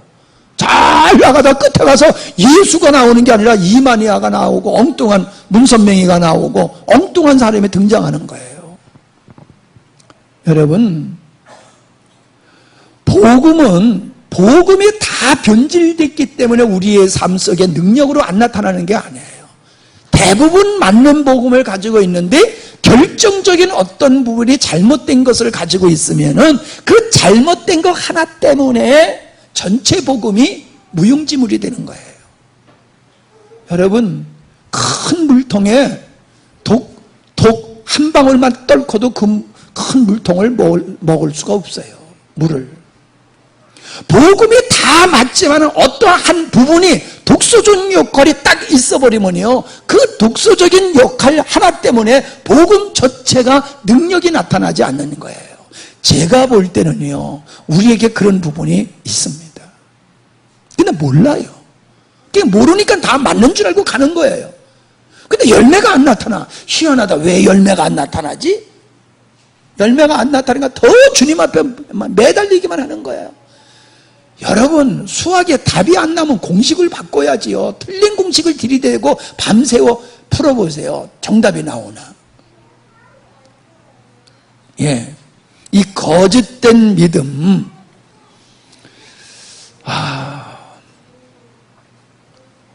그래서 성경에서는요, 거짓 선지자가 있고요, 거짓 교사가 있고요, 거짓 사도가 있다고 얘기를 하고 있어요. 이 거짓 선지자와 거짓 교사와 거짓 사도는 어떤 사람입니까? 다른 복음을 가지고 성도들을 이끌어가는 사람이에요. 결국은 그들은 성도들을 예수 그리스도로 이끌어 가는 게 아니라 예수 외에 다른 것을 더 소중하게 여기는 삶을 살도록 그들의 신앙을 변질시키는 일을 하고 있는 거예요. 거짓 선지자, 거짓 교사, 거짓 사도, 오늘로 말하면 거짓 목사가 그렇다는 거예요.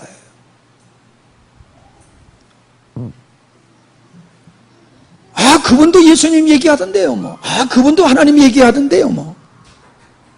글쎄요. 자, 그러면 구멍난 복음으로 넘어가면은 5페이지입니다. 저는 구멍난 복음에서 이 삼위일체에 대해서 우리가 잘못 가지고 있는 것이 있다라고 보는 겁니다. 첫째, 하나님이에요. 성도 하나님. 사람들은 하나님의 존재를 알아요. 불신자도 알고 귀신도 알아요. 천지 만물을 창조하신 그분이 하나님이다라고 하는 걸 알아요. 근데 뭐가 다르냐? 그분들은 하나님의 주권을 인정하지 않아요. 하나님의 주권, 이거 굉장히 중요한 겁니다, 여러분. 여러분이 여기에 신앙이 완전히 명암이 달라지는 거예요. 맨날 뭐 하나님 사랑해요 손 들고 뭐 난리 법석을 쳐도 살아계신 주, 살아계신 주, 맨날 살아계신 주 외쳐도 하나님의 주권을 인정하지 아니하면은 구멍난 복음이에요. 구멍난 복음에 속한 신앙이에요. 하나님을 믿는 것은 하나님의 존재를 인정할 뿐만 아니라 하나님이 주권을 가지고 역사를 하시며 나의 주인 대신 나의 소유권을 가지고 계신 분이 하나님이시며 나는 목숨을 다하여 그분을 사랑해야 되는 분이다, 하나님이. 그 자리에 있어야지 하나님을 제대로 믿는 거예요. 창조주 하나님 믿고 제멋대로 살아. 다 제멋대로 살아. 이건 하나님 믿는 게 아니에요. 근데 오늘날 많은 사람들이 하나님의 존재만 믿는 걸 가지고 하나님을 믿는 거로 착각하고 가고 있어요. 아니, 귀신도 그랬다니까요. 귀신도 하나님 알았어요. 불신자들도 알아요. 그러나 그들은 하나님을 향한 주권과 믿음이 없고 하나님을 인격적으로 사랑함이 없기 때문에 그들은 멸망을 받게 되는 겁니다. 우리는 하나님의 존재를 믿는다고 하나님 전체를 제대로 믿는 건 줄로 착각하는데 천만의 말씀이다라고 하는 겁니다. 두 번째, 예수님이에요. 예수님은 우리의 구세주시죠. 예수님은 우리의 구세주시죠. 근데 예수님은 우리의 주인 되세요. 제가 이 말씀을 묵상하다가요, 이런 생각이 들더라고요. 여러분, 결혼식장에 쓴 여자를 뭐라고 그래요? 신부라고 그러지요. 결혼식이 딱 끝나면 뭐라고 그래요? 또 신부라고 불러요? 그때는 여보야, 아내야, 그죠? 신부는 결혼식장에서만 부르는 거예요. 아, 신부야. 그 결혼식장에서 신부요. 결혼식이 딱 끝나면은 결혼을 해가지고 부인이 되는 거예요. 아내가 되는 거예요. 부인이요, 아무개 부인, 아무개 남편이에요. 신랑도 마찬가지지요. 예. 우리 신랑 그러는데. 예. 여러분, 예수님이 구세주라고 하는 거는요, 내가 구원받는 순간에 예수님은 나의 구세주세요. 맞죠? 이 사람이 나의 신부였어. 신부였어. 그러나 그건 결혼식장에서 신부였어. 예수님의 구세주야. 그분은 나를 구원하는 순간 그분은 나의 구세주예요. 구원받았어. 이제 내가 결혼했어. 내가 구원받았어. 그러면 예수님은 그러면 어떤 존재로 바뀌어지잖아요. 예수님이 어떤 존재로 바뀌어져요? 구세주에서 주인으로 바뀌어지는 거예요. 물론 신랑이라고 하는 면이 있어요. 이제 그거를 제가 무시하고 하는 예는 아닙니다. 구세주와 주인이라는 것을 설명하기 위해서 제가 하는 거니까요. 그러니까 여러분이 구원받았다라고 하면은 예수님을 뭐라고 불러야 돼요? 주인님으로 부르는 게 맞아요. 구세주를 불렀다고 뭐 잘못된 건 아니에요. 그러나 그건 정확한 게 아니지요. 이미 내가 구원받았는데 나를 구원하신 구세주야. 그럼 맞아. 근데 너 구원받았잖아. 너 구원받았어. 여러분 구원받았지요? 여러분 구원받았어요. 그러면 예수님은 여러분의 주인이 되는 게 맞는 거예요. 예수님의 주인이 되는 거예요. 근데 이 사람들은요, 맨날 예수님 구세주로만 고백해. 나의 구세주, 나의 구세주, 나의 구세주. 왜? 거긴 내가 지불할 대가가 아무것도 없거든요. 근데 예수님 주인 하면 완전히 판도가 바뀌어지잖아요. 예수님이 내 주인이셔. 그러면 나는 어떻다는 거예요? 의의 종이 되는 거잖아요. 로마서에서 분명히 얘기했잖아요. 구원받는 것은 의의 종이 되는 거다. 여러분, 구원받는 것은 하나님의 자녀가 되는 것만이 아니에요. 구원받은 자는 하나님의 종이 된다고 분명히 말씀하고 있어요. 그러니까 여러분, 우리는 하나님의 자녀라는 의식을 가지고 사는 것도 소중하지만은 우리가 하나님의 자녀답게 살기 위해서는 내가 그리스도의 종된 자다, 그분이 나의 주인이다라고 하는 주인의식이 있어야지 내가 하나님의 자녀로서 제대로 살 수 있는 거예요. 이해가 되십니까? 제가 뭐 보면요, 한국교회는 한국교회의 구세주이시지 한국교회의 주님이 아니세요. 교회에서 주님이 머리가 되어야 되는데 주님이 머리가 아니에요.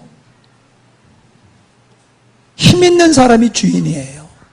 힘 있는 사람이 주인이에요. 목사가 힘 있으면 목사가 주인이고, 장로가 힘 있으면 장로가 주인이고, 돈 많은 사람이 힘 있으면 돈 많은 사람이 주인이고, 주님이 주인이 되어야 되는 거예요. 주님이 주인이 되어야 돼요. 여러분, 종이 지 맘대로 삽니까? 저는요, 우리 어렸을 때 우리 집에서 일하시는 아저씨가 두 분 계셨어요. 네. 그러면 이 두 분 되는 아저씨는요, 저녁마다, 아침마다 우리 아버지한테 와가지고 꼭 물어봐요.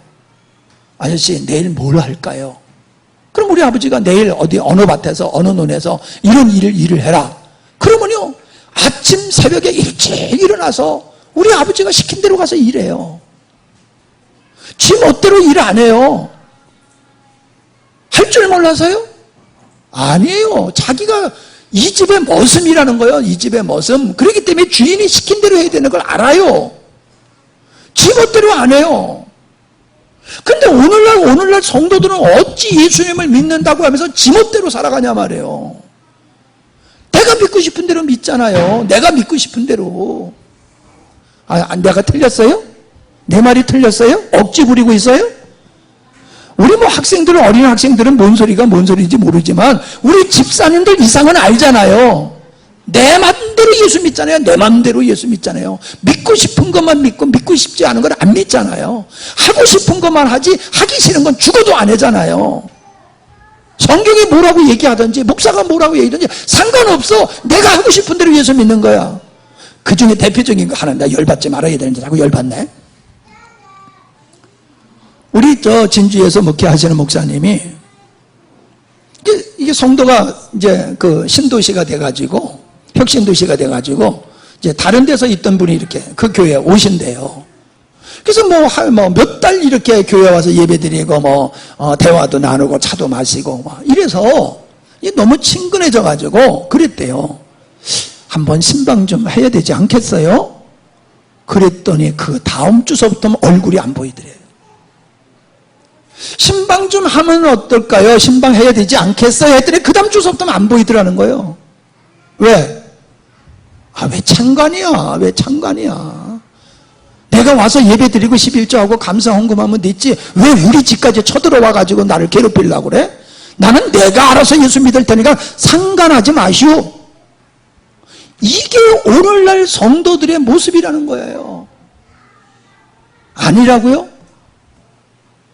그런 사람들이 점점 늘어나고 있습니다. 내 맘대로 예수 믿어요? 내 맘대로. 아이, 열받지 말아야 되는데.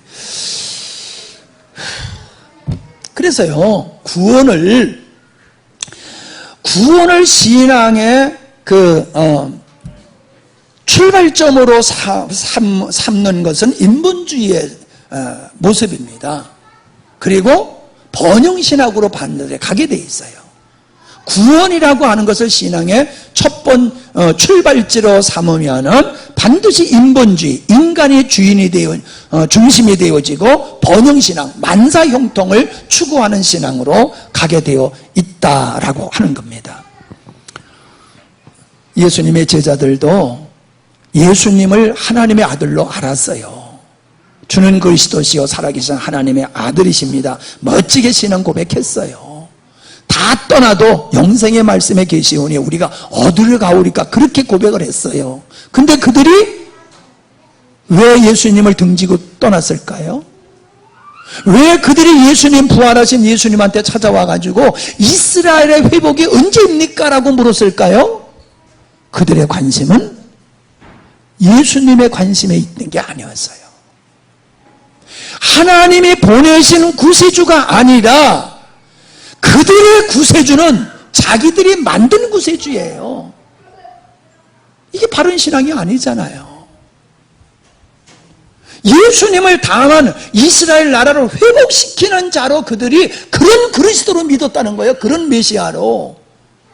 그게 아니잖아요. 예수님은 그런 메시아가 아니었잖아요. 다행히 그들이 성령의 임하심으로 이게 수정되었고, 수정된 이후로부터 그들은 제대로 믿음의 생활을 했지만은 이게 수정이 안 됐으면 어떻게 보냈어요? 떠나는 거지요, 뭐. 이게 수정이 됐으니까 만정이지, 수정이 안 됐으면은 에이 속었네, 우리 3년 동안 속었구만, 그리고 떠나는 거예요. 여러분, 이거 간단한 얘기가 아닙니다. 세 번째, 영접이라는 이야기입니다. 영접. 우리는 사형리를 가지고 전도를 합니다. 예수님을 구세주로 믿고 예수님을 당신의 주인으로 영접하시면 당신이 이 자리에서 구원받을 수 있습니다 라고 얘기를 합니다. 영접이라는 의미는 믿음의 의미가 있는 거지요. 예수님이 하나님이시며 구세주이며 나의 주인이시며 나의 생명 되어주시는 분입니다라는 믿음의 고백이 영접이에요. 근데 한 걸음 더 나가서는요, 영접이라고 하는 것은 어떤 의미가 있느냐 하면요, 주님, 당신은 나와 하나 되신 분입니다. 주님과 나는 하나 되신 분입니다. 여러분, 바나들 다 잡수셨어요? 네, 먹었더니 어디 가 있어요, 지금? 어디 가세요? 여러분, 피가 되고 있고 살이 되고 있어요, 지금 속에서. 이 바나나가 지금 여러분의 피가 되고 살이 되고 하고 있어요. 맞지요? 똥 되는 게 아니에요. 똥은 똥만 되는 거고, 똥 되기 전에 거기서 살이 되고 피가 되는 거예요. 내가 먹은 거는. 그게 잘 먹어야 돼요. 독을 먹으면 내가 독의 영향을 받아요. 주님을 영접함으로 우리가 주님과 하나 되어지니까는 주님 안에 있는 그 하늘에 신령한 모든 것들이 우리의 것이 되어지는 거예요. 주님 한 분만을 주셨어요. 하나님은 인간들에게, 죄인들에게 예수님 한 분만 줬어요. 딴 거 준 거 없어요. 구원 아니요, 예수 준 거예요. 예수를 준 게 구원이에요. 이 아들이 있는 자에게는 영생이 있고 아들이 없는 자에게는 영생이 없느니라. 우리에게 준 영생은 예수님을 통해서요, 예수님을 받음으로, 예수님과 하나됨으로 우리는 구원받게 된 거예요. 근데 예수님 영접한다고, 난 예수님 영접했어, 그러면서 전혀 예수님과 연합된 모습이 없는 거예요. 말로만 영접해. 아니, 영접기도 다 했어. 당신 구원받았습니다. 이제 예배당에 와서 믿음의 생활을 하셔야 됩니다. 아멘. 그리고 안 와. 한 달 지나도 안 와. 1년 지나도 안 와. 죽을 때까지 안 와. 그럼 그 영접한 거 아니잖아요. 그럼 이렇게 뒤집어서 얘기합시다. 아멘 했잖아. 그죠? 하나님 말씀 선포되면 아멘 하잖아. 아멘하고 여전히 내 맘대로야. 그건 영접하고 지멋대로 사는 거나 아멘하고 지멋대로 살아가는 건 똑같은 거예요. 우리는 영접의 의미를 신앙 고백과 주님과의 연합이라는 관점에서 생각을 안 해요. 그냥 고백, 어떤 신앙의 형식으로서의 우리의 신앙을 고백하는 차원으로서 그냥 끝나버리고 만다는 거지요. 성령님을 왜 우리에게 보내셨을까요? 구원의 목적이면요, 성령 보내실 필요가 없어요. 예수님만 오시면 끝나는 거예요. 구원의 목적이면. 예수님이 오셔서 우리 죄 대신 죽으시고 예수님이 이 땅에 오셔서 우리에게 영생을 주셨잖아요. 어렵다함을 주셨잖아요. 구원의 목적이면은 예수님까지만 오면 돼요. 성령은 오실 필요가 없어요. 근데 성령이 왜 오셨어요?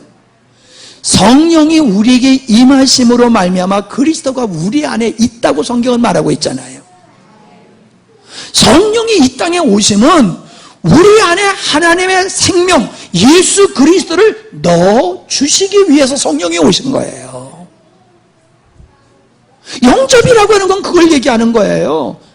성령이 우리에게 임하심으로 주님과 우리가 하나 된 상태에 이르는 존재, 그게 영접을 통해서 이루어진 거예요. 예수님은 믿고 영접을 안 한 사람이 많아요.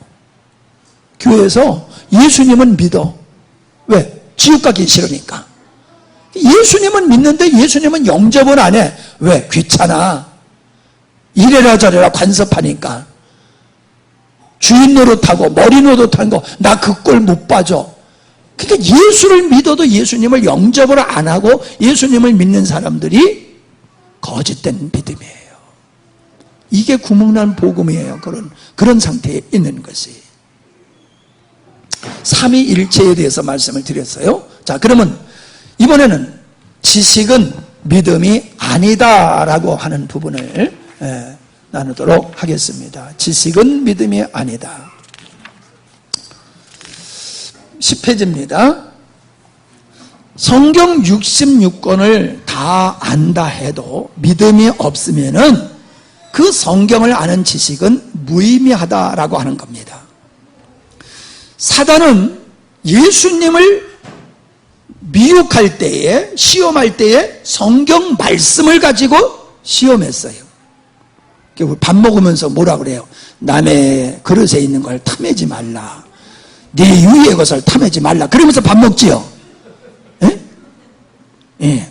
성경을 자기가 원하는 그런 사람한테 뭐라 그래요? 예? 성경을 자기가 원하는 것만 따가지고 믿어요. 성경을 내가 원하는 것만 따가지고 믿어. 여러분, 신학은 대단히 중요한 겁니다만은 신학은 있고 신앙이 없는 사람이 있어요. 신학은 있어. 왜? 신학교에 가서 배우고 성경 가지고 읽고 좋은 책 가지고 공부하고 그러면 신학이 생겨요. 근데 신앙이 없어. 그냥 지식으로 성경을 아는 것뿐이지 그 하나님을 믿는, 성경을 믿는, 진리를 믿는 신앙이 없는, 이게 마지막 시대가 그쪽으로 가고 있어요. 일반 성도들이 그런기보다는 목회자들이 점점 그쪽으로 가고 있어요.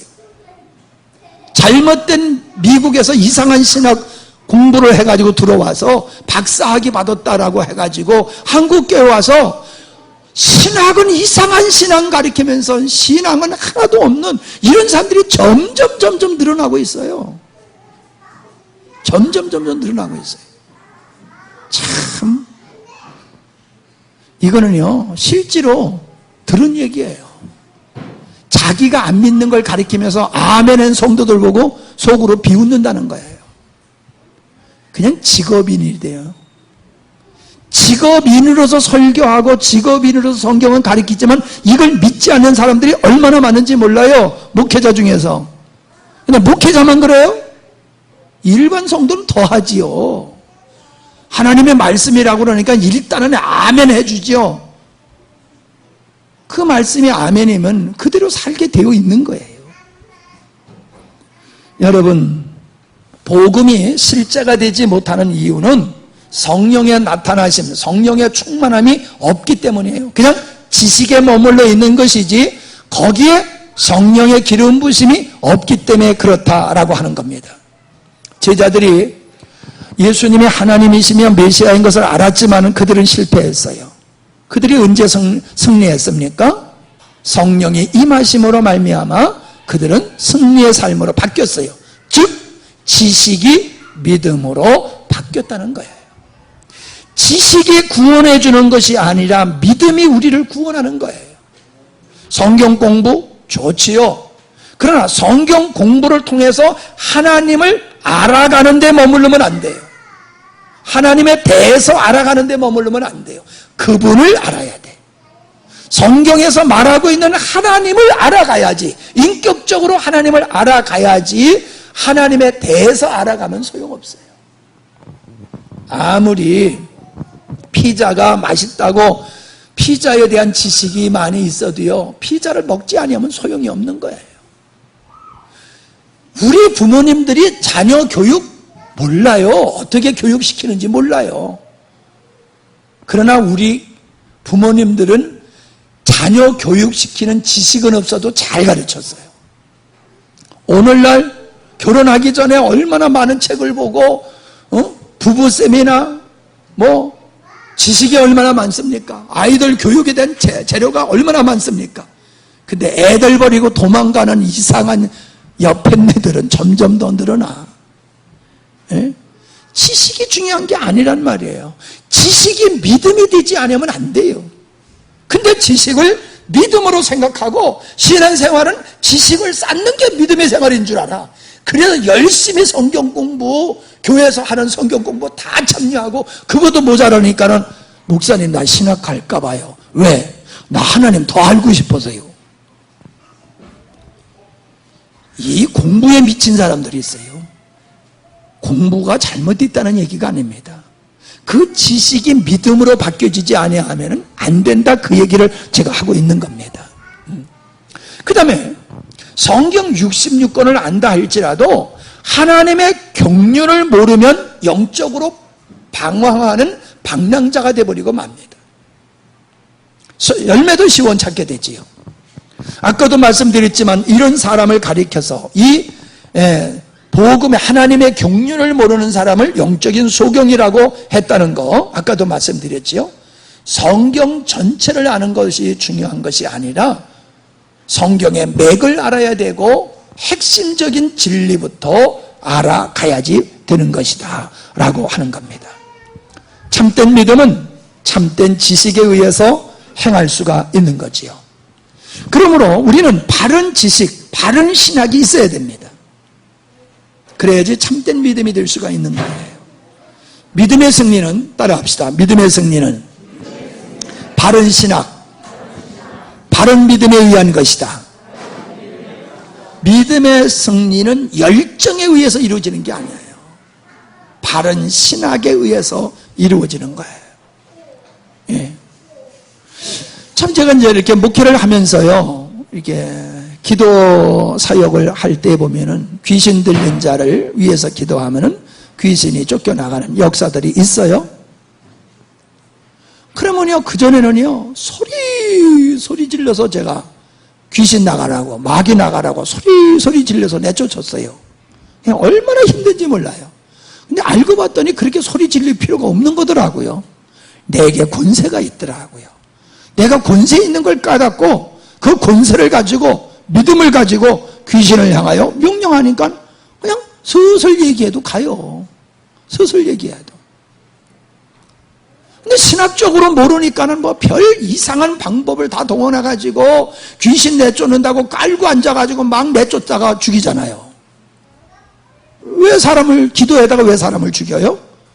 잘못된 신학에 의해서 그런 일들이 발생하는 것이다 라고 하는 거지요. 네. 예. 이해가 되십니까?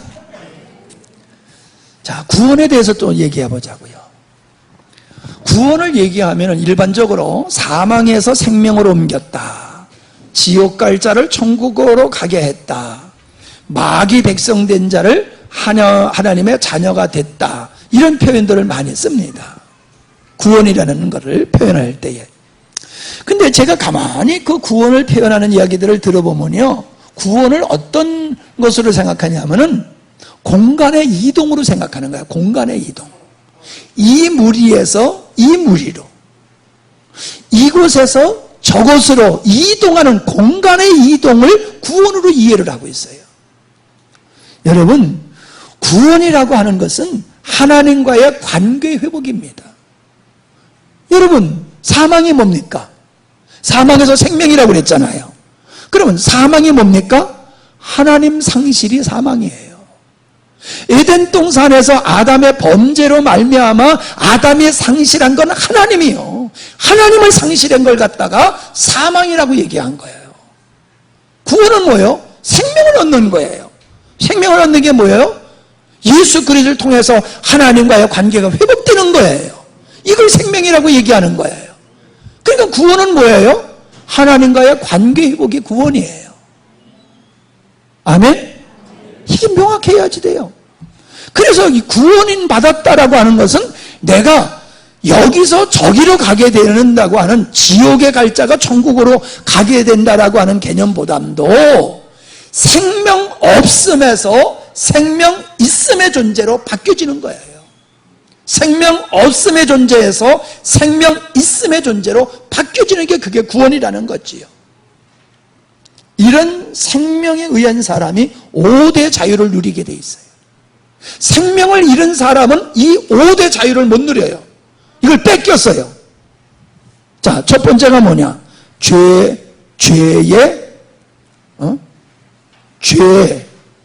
죄로부터의 자유함을 얻을 수 있어요. 이 생명을 가진 사람은 사망의 권세로부터 자유를 얻을 수 있어요. 사단의 권세로부터 자유를 얻을 수 있어요. 율법으로부터 자유를 얻을 수 있어요. 자로부터 자유를 얻을 수 있어요. 그리고 세상의 유혹으로부터 자유를 얻을 수 있어요. 이게 생명을 지닌 구원받은 사람이 당연히 누리게 되는 것이라는 거예요. 대한민국 국민이 되어지면은 선거권이 있고 피선거권이 주어지잖아요. 하나님의 자녀가 되는 사람에게는, 하나님의 생명을 소유한 사람에게는 당연히 이 5대 자유를 누리는 거예요. 옛사람의 죄된 성향으로부터 자유, 죄로부터 자유, 사단의 사망의 권세로부터, 사단의 권세로부터 자유, 세상으로부터의 자유, 이 율법으로부터의 자유, 이게 구원받은 사람에게 주어지는 것이다 라고 하는 겁니다. 그러므로 구원은 죽어서 받는 게 아닙니다. 구원은 이 땅에서부터 받고 이 땅에서부터 구원을 누리는 거예요. 사람들은 죽어야지만이 천국 가고 천국 생활은 죽어야지만이 천국 생활을 할 수 있다고 얘기를 합니다. 물론 육신을 벗어버린 그런 천국은 그렇게 죽어야지 가는 거지요. 그러나 성경에서 말하는 구원이라고 하는 걸 정확하게 이해를 하게 되어지면 구원은 이 땅에서부터 이루어지고 있는 거예요. 지금서부터. 그러니까 우리가 이 땅에서 구원을 누리지 못한다라고 하면 죽어서 천국 간다는 것도, 그것도 조금 의문스러워요. 이 구원은 세 가지로, 과거, 현재, 미래. 과거는 언제요? 내가 태어나기도 전에, 죄를 짓기도 전에, 태어나기도 전에, 창세전에 하나님은 나를 구원하기로 계획하셨어. 그러니까 과거요. 현재 하나님의 생명을 소유함으로 말미암아 이런 자유함을 누릴 수 있어. 그래서 구원은 현재 누리는 거예요. 구원은 미래야. 왜? 육신을 벗어버리고 영원한 하나님의 나라에서 살게 되는 거, 그 구원은 미래에 이루어지는 거예요. 우리는 구원이라고 하는 것을 이렇게 셋으로 그렇게 이해를 해야지 된다라고 하는 거지요. 예수 믿고 지옥 갈 사람이 있어요. 왜? 우스운 얘기로 그런 거 있잖아요. 천국에 가면 놀래는데 어떻게 놀래느냐? 천국에 갔더니 천국에 저 사람 뭐나? 저 사람 지옥 갈 사람이야. 그러는데 천국에 와서 있어서 놀랜대잖아. 그런데 반드시 저 사람 천국 갈 사람이야. 그런데 가봤더니 천국에 안 하고 지옥에 가서 있다는 거예요. 그래서 놀란다는 거잖아. 이건 누가 지어낸 얘기지요. 근데 의미 있는 얘기예요. 의미 있는 얘기예요. 제가 보기에는요, 진짜 예수 믿고 천국 가는 사람보다는 예수 믿는다고 하다가 지옥 가는 사람, 저는 많다고 봅니다. 저는 많다고 봅니다. 프로테이저를 보세요. 길짝밭, 가시밭, 돌밭, 옥토 3대 1이잖아요. 그렇게 따져봐도. 그걸 뭐 목사님 그걸 어디 거기다 비유합니까? 이럴지 몰라도 한번 비유해보자고요. 이 세상에 길짝밭 같은 사람이 얼마나 많아요. 이건 아예 교회 바깥에 있는 사람이죠. 복음을 아예 거절하는 사람. 그러나 돌밭, 가시밭, 그 사람은 예수 믿는다고 그러는 사람이에요. 근데 환난과 핍박이 오고 말씀을 통해서 그런 환난과 핍박이 오고 세상에 유혹이 오니까는 그거 이기지 못해. 그래서 다 넘어지는 자요라고 얘기했다고요. 결실하지 못하고 넘어지는 자. 그런 사람이 얼마나 많습니까? 세고 세지요. 3대 1로 봐도 잘 봐주는 거지 뭐. 성도는 하나님의 갈망, 하나님의 창조의 의도가 성도의 비전이 되어야 되는 거예요. 내 꿈이 비전이 아니에요. 내 꿈이 비전이 아니라 하나님이 나를 창조하시고 나를 구원하신 그 하나님의 갈망이 내 인생의 비전이 되어야 되는 거예요. 내가 스스로 이렇게 해놓고 이렇게 했으니까 하나님이 기뻐할 것이다. 그러면서 나의 비전은 이거야. 세계 선교가 나의 비전이야. 아이고, 세계 선교 비전을 가는 사람 많아요. 속된 말로 꼴값하고 있어. 꼴값하고. 아니, 세계 나가서 선교하려고 그러면 지 가족이나 구원해. 지 가족도 구원하지 못하면서 뭐 세계 나가서 구원한다고 껍중대고 있냐 말이에요. 그건 자기 비전이요. 주님이 선교사로 파송하는 게 아니라 자기가 선교사가 돼가지고 하나님 앞에 칭찬받고 인정받고 싶은 웃기는 모습이에요. 그런 게 그런 데만 있습니까? 교회가 하는 사업도 그렇고 자기가 뭘 해서 내가 좋아서 하는 거예요. 이렇게 하면 하나님이 기뻐할 거라고. 아니요. 내가 원치 않아도 주님이 원하시는 거기 때문에 행하는 것이 돼야 돼요. 그래서 성도의 비전은 내 꿈이 아니라 하나님의 갈망이다. 그래서 하나님의 이런 하나님은 알아도 하나님의 갈망이 없음으로 말미암아 살았던 사람들, 그래서 인생에 실패한 사람들이 광야의 이스라엘 백성들이에요. 그들은 하나님을 너무나 잘 알고 있어요. 하나님을 너무나 잘 알았어도 그들에게 있어서는 하나님이 그들을 향해서 가지고 있는 비전이 없었어요. 꿈이 없었어요. 오직 잘 먹고 잘 사는 것이 그들의 소망이었어요. 그러니까 광야에서 다 죽었어요. 방황하다. 오늘날 그리스도인들이 예수 믿는다고 하면서 방황하면서 인생을 송두리째 보내고 있는 사람이 얼마나 많은지 몰라요. 내가 내 생각이 틀렸다고 그러면 참 좋겠어요. 저는 방황하는 사람의 특징이 목적이 없다는 걸 알아요. 아이들이 공부를 왜 안 해요? 목적이 없어서 공부를 안 해요. 나무 밑에서 맨날 빈둥빈둥 노는 사람 왜 놀아요? 목적이 없어서 그래요. 할머니 할아버지들이 맨날 모이기만 하면 그냥 노는 게 일이잖아요. 여러분, 기운이 없어서 노는 게 아니에요. 목적이 없으니까 노는 거예요. 할머니 할아버지들이 목적이 없어요, 인생에. 그러니까 맨날 그냥 놀기만 하는 거예요. 인생의 방황은 목적이 없는 사람이 방황하고, 신앙의 방황, 여기 왔다 저기 갔다, 그렇게 신앙의 가나안 교인의 신앙생활을 하는 사람의 이유는 목적이 없어서 그래요. 하나님이 주신 갈망, 하나님이 주신 비전이 없기 때문에 방황하는 거예요. 자, 그래서 지식은 믿음이 아니다라는 얘기를 하고 있는데, 잘못된 지식의 오류를 보면은요, 얼마나 확신이 있는지 사람까지 죽였어요. 예수님을 십자가에 못 박는 확신, 예수님을 십자가에 못 박는 것이 하나님을 위한 거다, 그 확신이 너무나 확신이 있었기 때문에 예수님을 꺼리낌 없이 십자가에 못 박아 죽일 수가 있었어요. 십자군 전쟁, 예루살렘을 성지를 회복한다라고 하는 명분을 가지고 얼마나 많은 사람을 죽였어요? 그들은 불신자는 지옥불의 불쏘시개로 여기면서 자기는 의롭고 너희들은 지옥의 불쏘시개야, 그렇게 생각하면서 조금도 가책을 느끼지 아니하고 수많은 사람을 막 죽여버렸어요. 종교재판, 예수의 이름으로 마귀 들렸다고 그래가지고 얼마나 고문을 하고 끔찍한 고문을 하고 사람을 죽였습니까? 태워 죽였잖아요. 태워 죽였잖아요.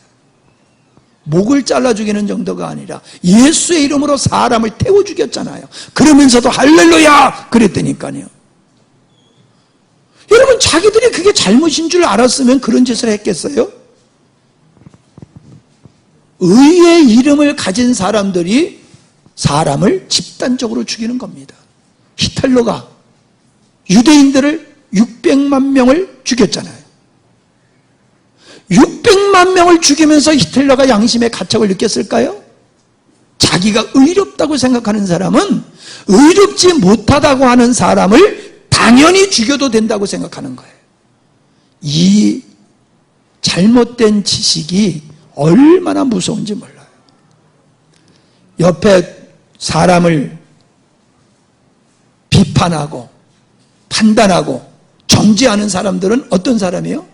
나는 옳아, 너는 틀렸어. 나는 흰색이고 너는 검은색이야. 이런 사고방식을 가진 사람은요, 자기하고 함께하지 않는 사람은 다 적으로 정죄해버리고 칼 던지고 돌 던지고 그러는 거예요. 잘못된 지식이 얼마나 엄청난 하나님의 이름으로 잘못을 저지르는지 모릅니다.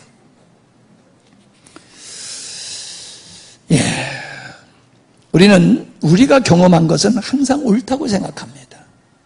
내 감정이 항상 옳다고 생각해요. 제가 이 얘기를 하면 늘 하는 얘기예요. 여러분, 우리가 지구에 붙어 있습니까? 지구 위에 서 있는 겁니까? 지구에 붙어 있는 겁니까? 지구 위에 서 있는 겁니까?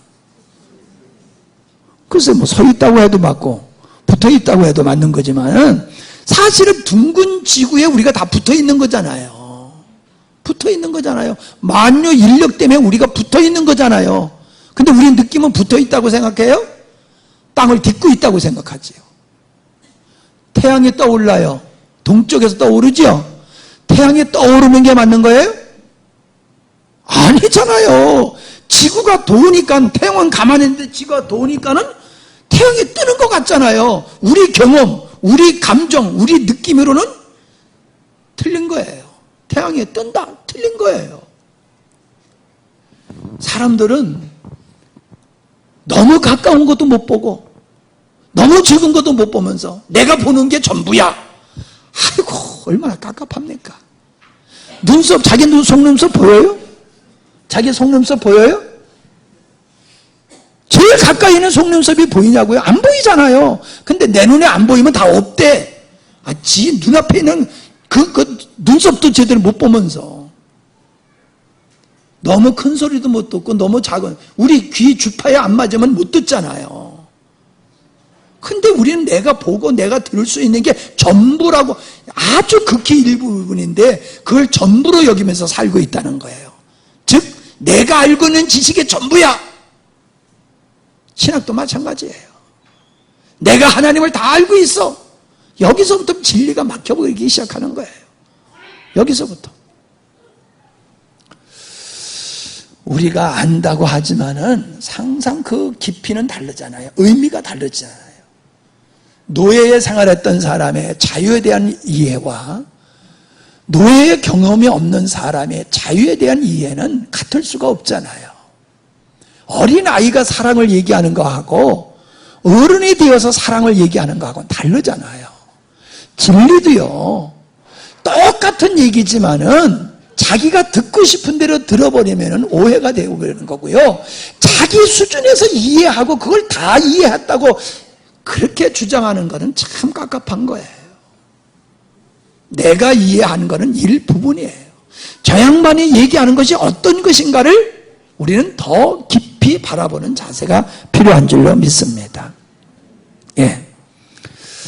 우리는 복음의 깊이가 믿음의 분량과 비례한다는 거예요. 복음을 깊이 할수록 우리의 믿음은 더 견고한 믿음이 되어지게 되어 있습니다. 그러한 믿음에 의해서 우리의 삶은 아름다운 삶으로 바뀌어지게 되어 있습니다. 십자가를 안다라고 하면은, 여러분, 우리가 십자가의 복음을 안다라고 하면은 이렇게 표현하고 싶어요. 갈라디아서 2장 20절입니다. 내가 그리스도와 함께 십자가에 죽었다. 그럼 나 있어요, 없어요? 나 있어요, 없어요? 나 없음이에요. 신앙생활은 나 없음의 삶을 하는 거예요. 근데 왜 이렇게 내 주장이 많아요? 왜 그렇게 내 생각이 강해요? 신앙의 출발점은 나 없음이에요. 신앙의 출발에 나 없음의 신앙생활 하는 사람은 복음을 아는 사람이에요. 근데 복음을 안다고 하고 내를 무시하면 견디지 못하고 자기 자존심 세우는 일에 열을 내고 자기 높아짐을 위해 가지고 열정을 내고 다른 사람보다 더 크게 집을 져야 되고 더 멋진 집을 져야 되고 더 좋은 차를 사야 되고, 이런 사람은 복음을 모르는 거예요. 복음은 나 없음이에요. 그러면 그랬어요. 내게 사는 것이 아니라 누가 산다? 그리스도가 내 안에 산다고 그랬잖아요. 내가 사는 것이 아니라 내 안에 그리스도가 사는 것이다. 그러니까 나는 나를 사는 게 아니라 예수 그리스도를 사는 게 성도의 삶이에요. 그러니까 그래요. 목사님 그렇게 세게 설교하면 누가 예수 믿습니까? 그러니까 예수를 아무나 못 믿는 거라니까요. 예수를 아무나 믿는 것 줄 알아. 천만의 말씀이에요. 예수를 믿는 거는 나 없음이고 예수님이 내 자아가 되는 거예요. 진정 나의 자아는 예수님이에요. 그래서 내가 나를 사는 것 같지만 실질적으로는 내가 그리스도를 살고 그리스도께서는 나를 통하여 주님이 사시는 삶, 이게 성도의 삶이에요. 글쎄, 한국말을 하니까 다 알아듣게 하겠는데 그 뭐 할 뜻은 뭔지 모르겠습니다 하시는 분은 계속 묵상하시기 바랍니다. 자, 찬송 한 정 부르고 기도하는 시간을 갖겠습니다.